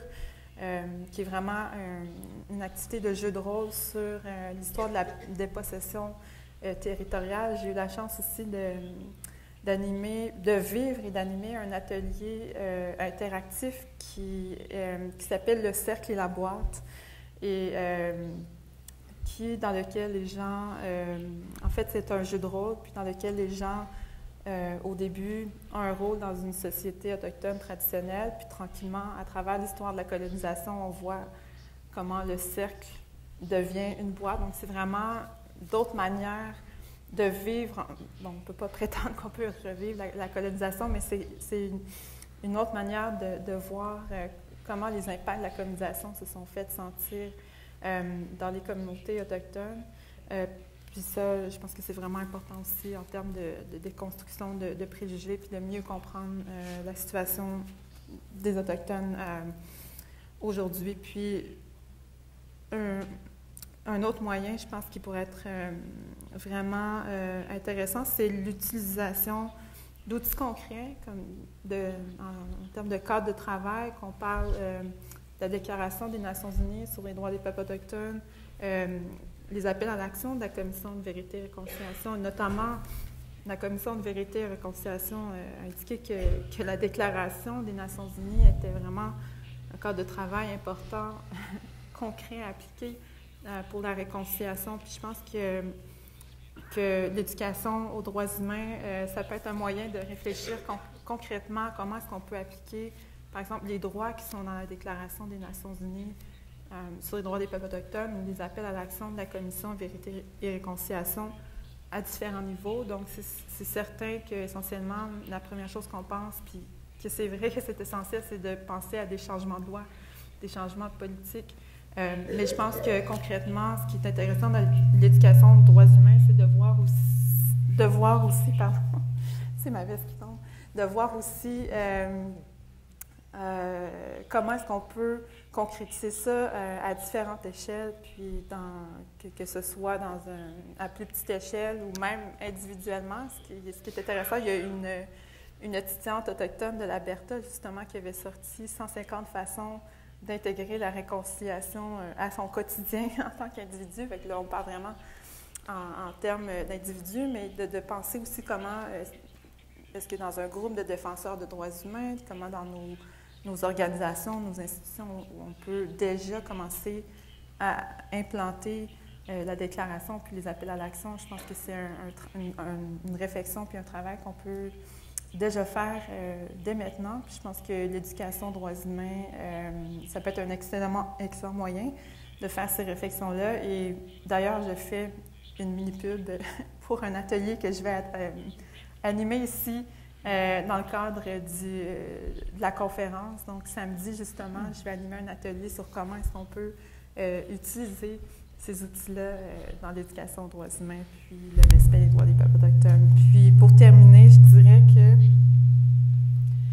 que pour peut-être ouvrir un peu la voie à ma consoeur ici, d'utiliser aussi, en quelque sorte, une perspective féministe transversale sur la question, parce que j'ai longtemps travaillé dans le milieu des femmes autochtones, puis je sais que les femmes autochtones ont un vécu spécifique aussi par rapport à l'histoire de la colonisation, puis autant qu'elles ont vécu ce vécu spécifique par rapport à l'histoire de la colonisation, notamment par des tactiques d'assimilation qui les visaient directement, mais autant elles ont un rôle clé aussi dans l'amélioration des conditions de vie des Autochtones. Donc, de rappeler aussi d'avoir cette perspective-là dans l'éducation aux droits humains, puis l'éducation sur les droits des peuples autochtones. Donc, merci. Je vais laisser la parole à ma consoeur.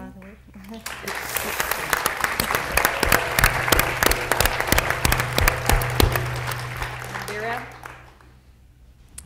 Avoshdit Ishnish Pinamat for welcoming me to your territory and all of us. As you can all see, it was a real honor and pleasure and easy to move education forward during the time of the Truth and Reconciliation Commission, because having such a huge advocate and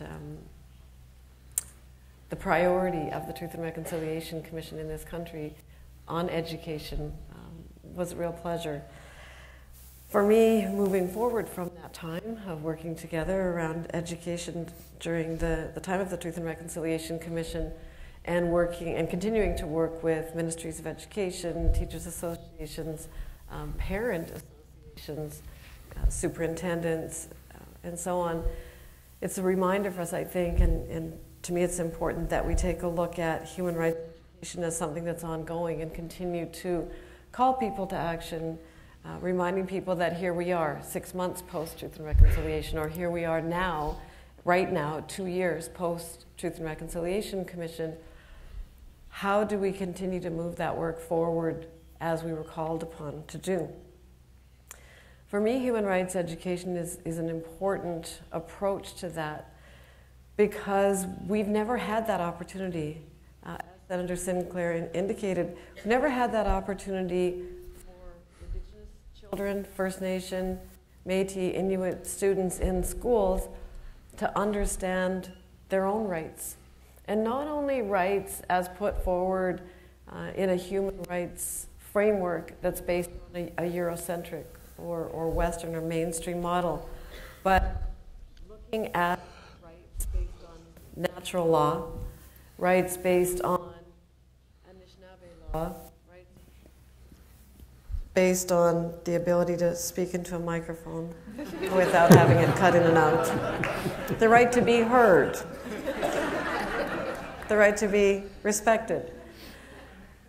And we talk often around intergenerational impacts of residential school and colonization, but I think it's important to address intergenerational ignorance that's passed on through the education system, from parents to children, from educators to students, and for us to acknowledge that. And so I think that if we don't educate our children, depending on the territory in which they live, are they Dene, are they Abenaki, are they Nakota, are they within the Haudenosaunee nations, how do we expect our children, how can we expect teachers, how do we call upon people to acknowledge and recognize violations of human rights when people don't understand? Thank you. When people don't understand that there are systems that existed, systems of law, systems of education. As Senator Sinclair indicated, we're not talking only about protocols and practices. The beautiful teachings that we had at the very beginning of this evening together are important teachings that help us situate ourselves in what are the rights and responsibilities of each of us as we're in this territory. And the same applies no matter where we go in this country. So even now, I believe that we find well-meaning educators that don't have that background, that don't have that understanding, that have not been educated in that way within the laws of the people of the territory, that are still framing human rights violations of children, of families, of individuals and communities. They're framing that as unfortunate circumstances, or bad decisions, or poor conduct.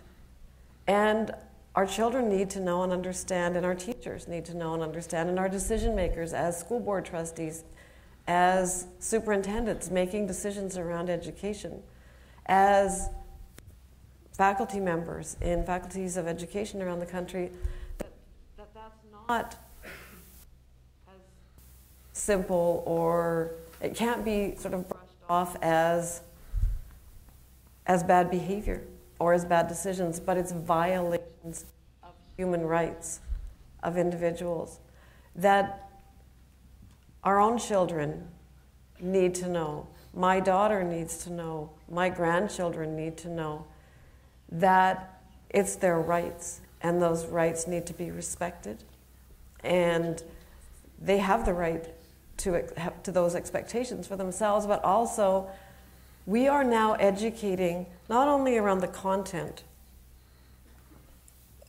but we need to be educating our children. This is the common experience of our children in this country. The common experience is that children have to go to school. And children have to go to school up until a certain age. And we need to make sure that we are raising a whole different generation of Canadians in our education systems. And I think that when we base that on truth, when we base that on rights, when we base that on respecting the rights of others, and that's why when I think about practical applications within our school systems, that we need to start with 5-year-olds. We came up across this a lot, and we came up against this a lot within the education work around residential schools and during the time of the Truth and Reconciliation Commission. And thankfully, as much as I respect so much Senator Sinclair, I still have a hard time because to me his first name was just Justice. We always, let's just call him Justice, so I still have a hard time shifting to that. But I can tell you that the thing that I came to really love and appreciate even more was the grandfather to all of the children when we were in Ottawa. And it was always the children that came first, the 4-year-olds, that we stopped everything for you to go and honor and thank. And those are the things that make our children understand, not because somebody's saying it and walking away, but it's making them understand and see that they truly are valued, that they do have that strength, that they do have that voice, so that whether they become judges, that have the lives of Indigenous people in their hands. And we know that during this time of education, it's been educating people like judges, people like healthcare professionals, people who are working in corrections. If we are educating our children from the age of 5, and that's as young as we get them, then we are raising them to understand and respect. And who knows more about fairness than a 5-year-old? Just try to pour 1 bottle of juice into 2 glasses, and I dare you to make it uneven. That is the place that we start. They understand fairness, they understand equity, and I really appreciated your comments about our country here in Canada in the opening, that we're perceived as being, sort of, I always say, a beacon of human rights globally.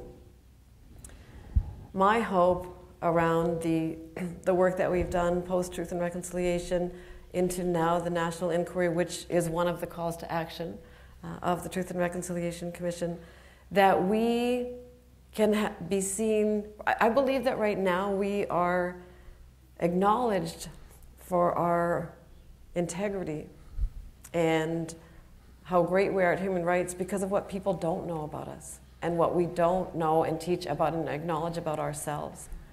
But if we can, and I call upon educators all the time, that if we can become known for the courage that we have to acknowledge and own our own truth, historically and currently. You talk about Cindy Blackstock, the work that's happening right now with children. Cindy will not align herself with people who say, no, not non-Indigenous people, only Indigenous people. Reconciliation is difficult to have with only one side.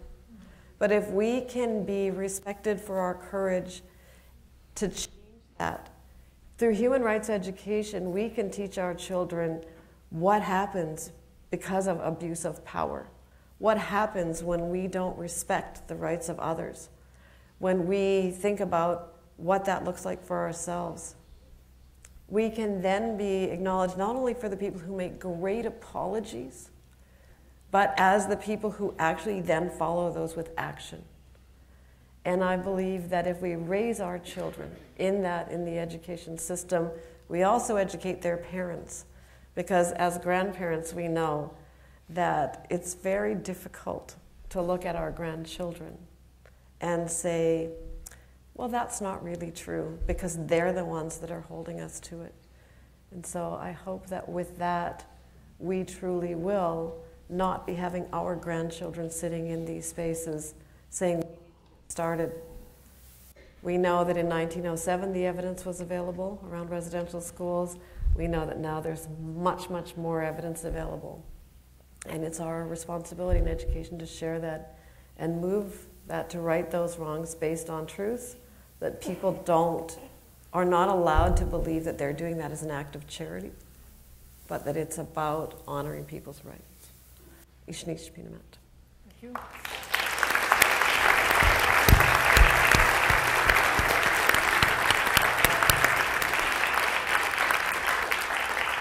Now let's turn to our question prepared by the National Youth Forum participants that I have the privilege to meet this afternoon.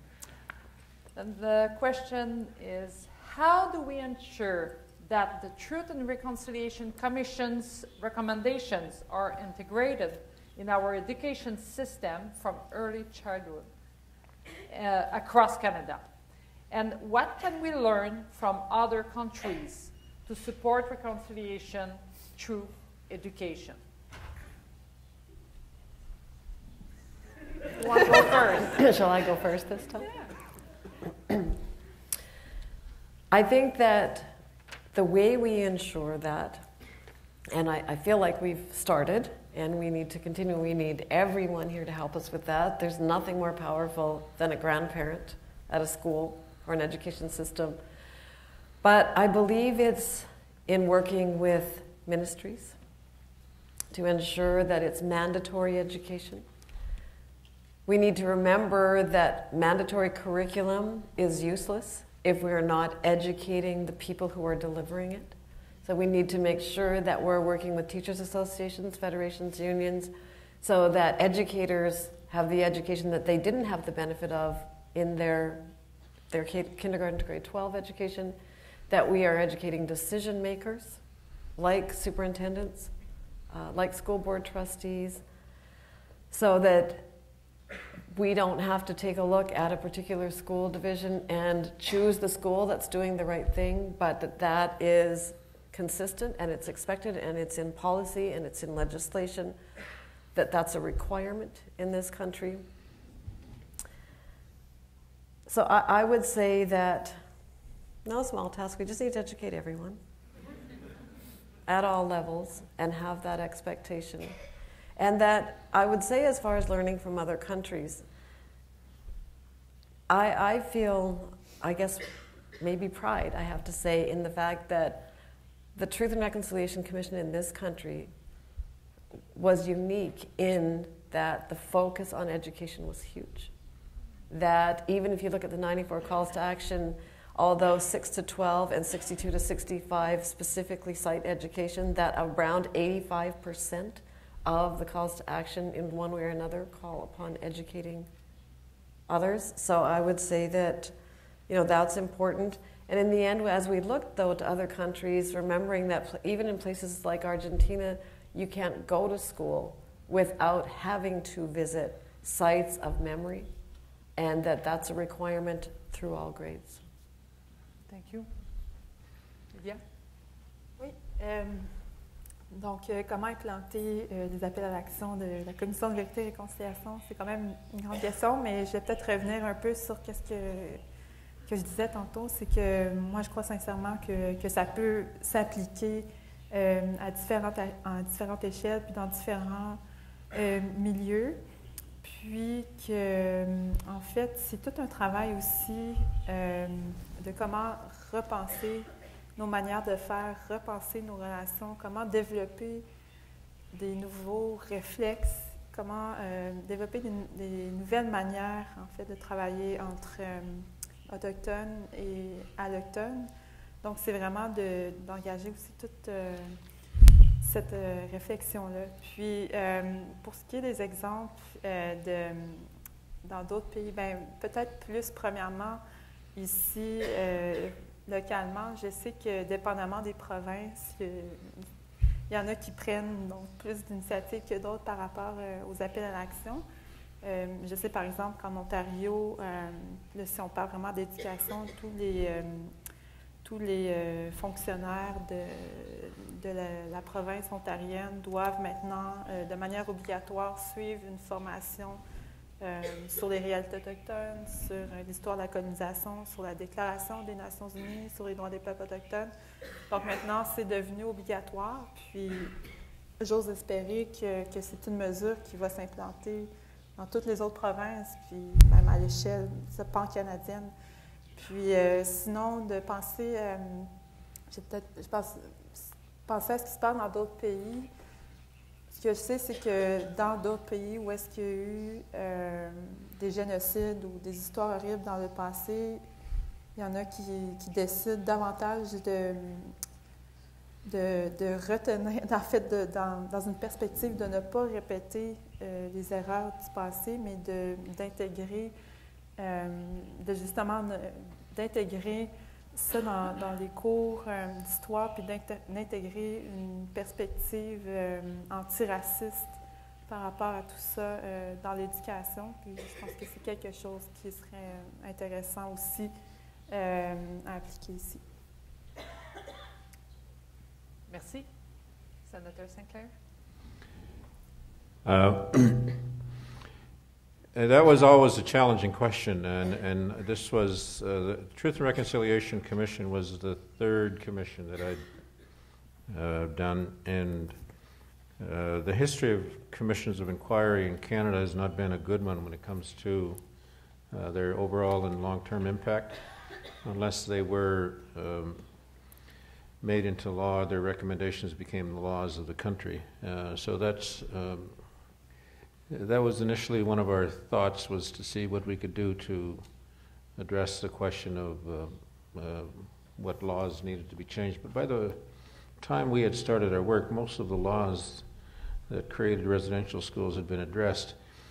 And in addition to that, we were doing most of our work at a time when the government of this country was headed by a conservative party that did not believe in the work that we were doing. And so, and I don't think that anyone would be surprised to hear that. They had different priorities, and dealing with the issue of Indigenous reconciliation was not one of them. The Prime Minister, in fact, was quoted as saying that the issue of a missing and murdered Indigenous women's inquiry was not on his radar. So that kind of gives you an indication of how little of importance this was to the government of Canada. So as commissioners, early on we had a discussion about what our focus was going to be when we started doing our work, and we decided it was about public education, that we were going to spend our time doing as much as we could to engage the public of Canada, to hear what it was that Indigenous people who had been experienced in residential schools and those who had worked in the schools were saying about that experience, because we wanted Canadians in Canada to understand that this was not an Indigenous problem, this was a Canadian problem. This was a problem, as I said earlier on, about not just the way that Indian children were educated, but it was about the way that Canadian children were educated as well. And so we wanted them to feel, and it was easy when we would say things like, imagine what it's like for someone to come and take your grandchild and put your grandchild in a residential schools. But for most people, that never happened. Yeah. But everybody was educated in one way or the other in a school. And most people in Canada remembered what it was like being educated about Indigenous people in this country, because we all went to the same public school system that educated us in that way. So what we focused upon was the fact that we were not going to get people's attention unless we made this personal to them. And so I really believe that Canadians who were paying attention to the work that we were doing initially grew and grew and grew till at the end, when we did our final report, our last national event where we released our report, we had a crowd of about 3,000 people in the room, but there were, according to the TV people who were monitoring the data, they estimate that there were probably 20-some universities who were hooked into watching us, and all around the world there were 60-some different countries that were watching the final event for the Truth and Reconciliation Commission. So we were we had an audience of several 100,000 people who were monitoring what we were doing as we were doing it.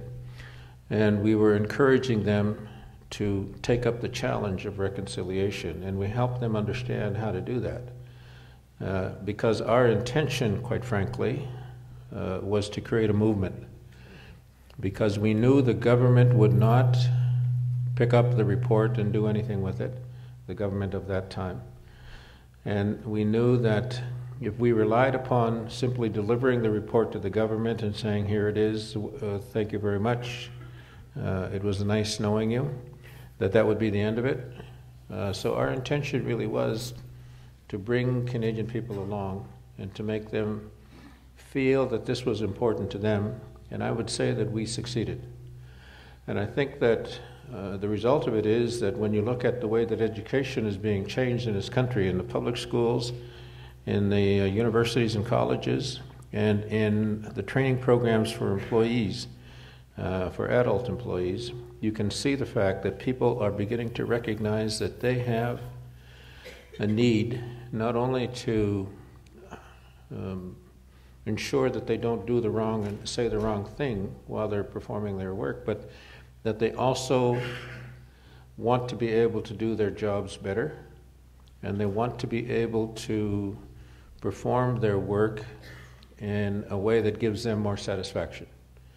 And so I can remember the very first session I did with judges about the Truth and Reconciliation Commission. I said to them, most of you don't want to be here. I know that. But if you listen to what I have to tell you, you're going to be a better judge at the end of this day. And that got their attention. And that's what I say to every group. If you listen, and if you read the report, if you listen to the videos and watch the videos that came out of the report, you will be a better person. You will be a better teacher. You will be a better professor. You will be a better lawyer. You'll be a better doctor. You'll be a better social worker, because this will help you do your work better, and you will feel more satisfied at doing that. And I really believe that that's what's happening out there. It has taken the federal government a long time, even with a full commitment from the Prime Minister of this country when he got elected in 2015, even with that full commitment of trying to honor the report and use the report. Bureaucracies are like trying to turn a ship. It takes a long time to turn a ship.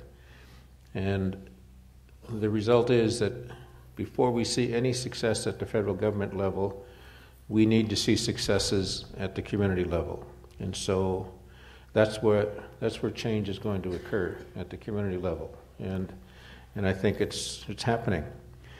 I'll tell you a little story about one of our honorary witnesses who came on board to help support the work of the TRC was a woman by the name of Clara Hughes. And those of you who watch the Olympics know that Clara Hughes was a famous Olympian from Canada in both speed skating as well as in cycling.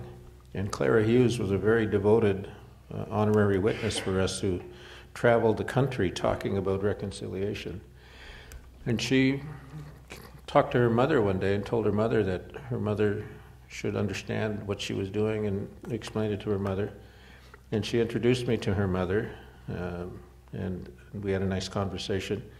But her mother then went out and called all of her friends to come to her house and talk about the TRC report.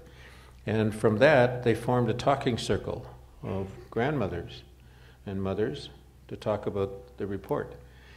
And one time, her mother was telling me, one time when they were doing that, they played a video in which I was speaking, and at that tea that they were holding in somebody's house, one of the grandmothers had brought her granddaughter, who was pregnant with a baby and was due very soon. And at the end of watching the video, this young woman said to her grandmother, "I love Justice Sinclair. I think he's a great man. I'm going to name my baby after him." So she did. So somewhere in Winnipeg, there's a little boy named Justice.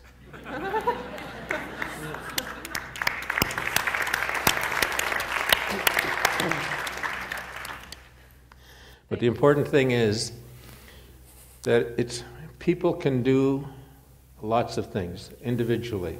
And those of you who are here and want to know, for example, what can you do in your country, take a look at the calls to action of the TRC, because they'll be useful to you too. We talk about everything from what's needed on an everyday existence in every community to what's needed on a grand scale. And what I say to people when they ask me, what can I do? My temptation always is to say, read the report, but it's a 6,000-page report. But I say, read the calls to action. Read each of the calls to action. There's only 94 of them. They take up less than 12 pages of writing. Read each call to action and pick one that you like, that you can understand, or that you want to understand, and then do something about it. Even if you only talk to your friends about it and make them understand why it's important, that's important to the overall movement of reconciliation. And even if you only talk to your family, that'll have a huge impact as well. Because someday, those little children are going to become the Prime Minister of this country. Thank you. Thank you very much.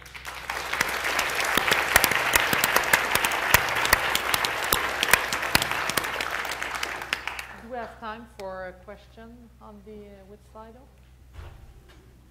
We're way over time. One of the questions? Okay. Then.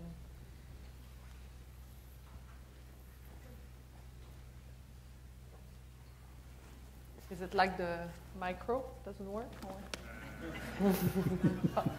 I have nothing. I can read it through the top of my head, so I'm fine.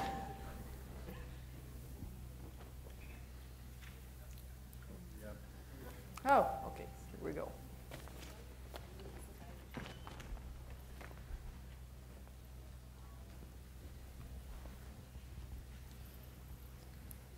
Okay, let's do, how can we use a human rights framework embedded in a colonial legal structure to promote Indigenous voice and rights?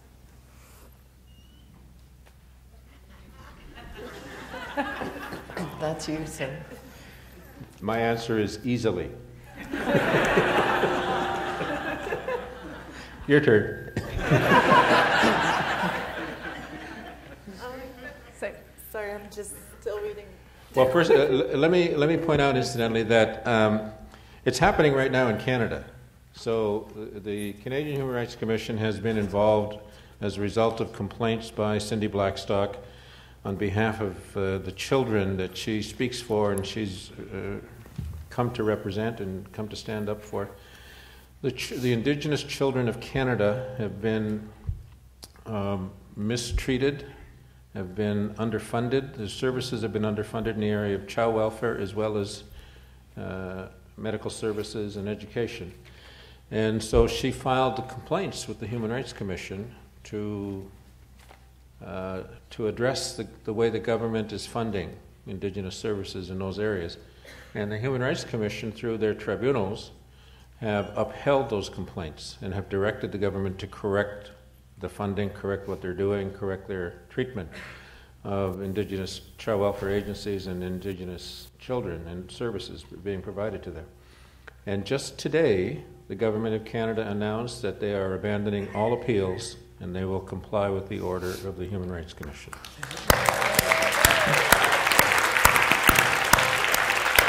Did you know that?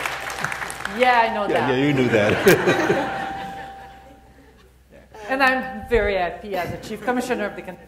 I know you are. Yeah, absolutely. Oui, donc je ne sais pas si ça va répondre à la question, mais je sais que souvent, à côté du mot réconciliation dans le milieu autochtone, il y a des gens qui utilisent aussi le mot décolonisation, puis là, ça amène quand même toute une autre perspective à cette question-là. Puis je pense que rapidement, je répondrais que ce serait peut-être important d'arrêter de voir les enjeux autochtones comme un problème, mais plutôt de tourner le travail dans la réflexion dans l'autre sens, puis de réfléchir comment les institutions, comment les organisations peuvent, par exemple, perpétuer des pratiques discriminatoires envers les Autochtones, puis de tourner un peu aussi la réflexion dans l'autre sens, au lieu d'avoir ce regard-là sur les enjeux autochtones comme étant un problème, puis de valoriser aussi les solutions autochtones à ces enjeux-là, parce que souvent les organisations autochtones, ça fait des années qui militent pour la défense de leurs droits puis pour la cause, mais souvent ils ont un manque de ressources, tout simplement. Donc, l'importance aussi d'appuyer des solutions qui sont déjà apportées par le milieu autochtone. Merci. Well, add something, Charlene? Knowing how late we're running, I'll keep this very brief. So all I would really like to add is that I think that if we choose not to stay and be held hostage within that colonial structure, but to continue to educate all children, Indigenous and non, around Indigenous structures. And I think that is a huge part of it in choosing to take that action. But I think that I would just like to add in the work that Cindy Blackstock is doing and has done, it's still all around the voices of the children and moving them to that action. And I think that's how we continue that, because I still believe that it'll be faster and more efficient to raise a whole new generation of children with this understanding than it will be to beat our heads against the wall against, those individuals that are a little more seasoned. Thank you. As I have the mic, I will have one more question. Can I? Thank you. Senator Sinclair, you talked about your experience in the legal profession. What should law schools change in legal education to promote reconciliation? It's really a good What do we have, 3-4 seconds? Okay. One of our calls to action was, in fact, that law schools should require all law students to attend and be educated in a course of law about this history that I talked about, but also about Indigenous people generally, so that they had a better appreciation. And that was because we knew that people going to law school now were educated in the way that I told you about earlier, and therefore were coming into the profession with built-in biases that needed to be challenged. And so eventually that will be addressed through the public education systems. But when they get to law school, they will still need to be educated about Indigenous law. And what I mean by that is they'll need to be educated about the fact that Indigenous people have their own laws and have their own way of doing things and have their own way of holding each other to account that is not now recognized within the Canadian legal system, but eventually will be. Will be. It's not a matter of it must be or it should be, it will happen. Because Indigenous people have the right to self-government. All of the governments of this country have recognized that, and they will start to assert that. And as they develop their own self-government entities at the community level, they will start to develop laws based upon their traditions, their customs, and the teachings of their elders. And so when you go into an Indigenous community, there will be a set of laws that you'll have to understand and know about. And as a lawyer, you'll need to know what those are. But you'll also need to figure out a way to reconcile those laws with the Western laws as well. And we do it all the time, incidentally, with the conflict of laws courses that we teach. But right now, the conflict of laws are how to resolve the laws of Canada with the laws of the United States or with the laws of Europe. And it's very much the same approach and same principles when it comes to Indigenous law. But what we need to understand is that lawyers are not now culturally competent and need to be made culturally competent. And I put it that way because I found that if I called lawyers culturally incompetent, they didn't like it. But they need to become culturally competent in order to be better lawyers. Thank you. Thank you very much.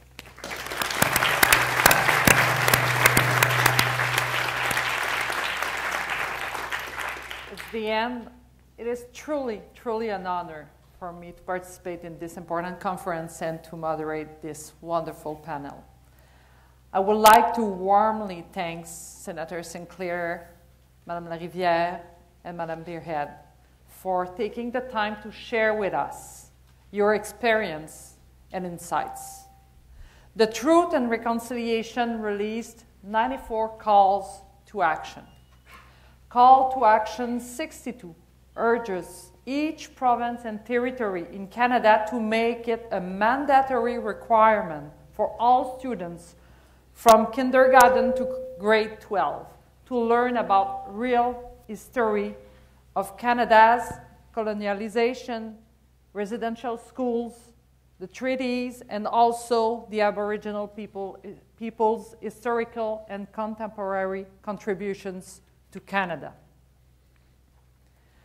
Comme les membres de notre panel l'ont souligné aujourd'hui à travers le partage de leur expérience et expertise professionnelle et personnelle, l'éducation est un facteur clé sur la voie de la réconciliation avec les peuples autochtones et est essentielle au rétablissement des ponts entre les cultures.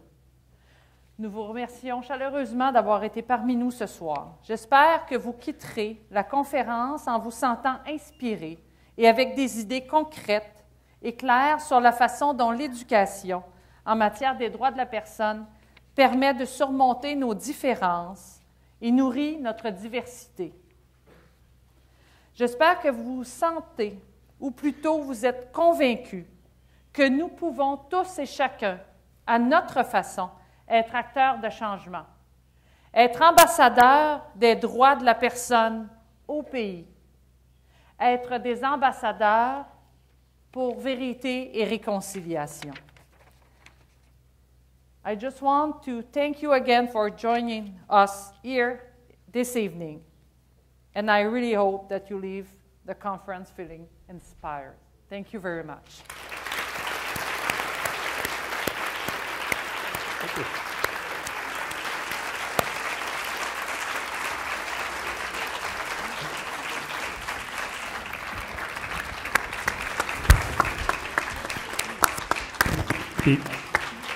Before I let our panelists leave, I just want to give a short gift, as a symbol of our appreciation. Nothing can really recompense them for the wisdom that they've shared with us. So thank you to our panelists, Senator Sinclair, Wydia Larivière, Charlene Beerhead, and of course to our moderator, Marie-Claude Landry.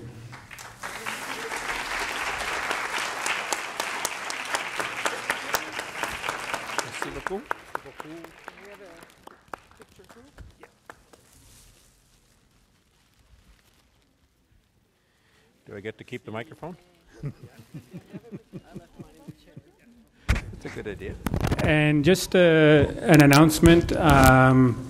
Senator Sinclair mentioned the importance of looking at the calls to action to the Truth and Reconciliation Commission.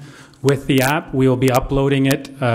So tomorrow you'll have access to that document, and we really encourage you to take his advice and to read it. And so the joys of technology, it works. And lastly, just thank you again for coming. Tomorrow morning we'll be back in this building, but not in this room. We'll be in an auditorium, which is just outside where the registration was. So, bonne soirée tout le monde. I hope you enjoy your evening in Montréal. Merci beaucoup. And don't forget to return your headsets. S'il vous plaît, n'oubliez pas de retourner vos écouteurs.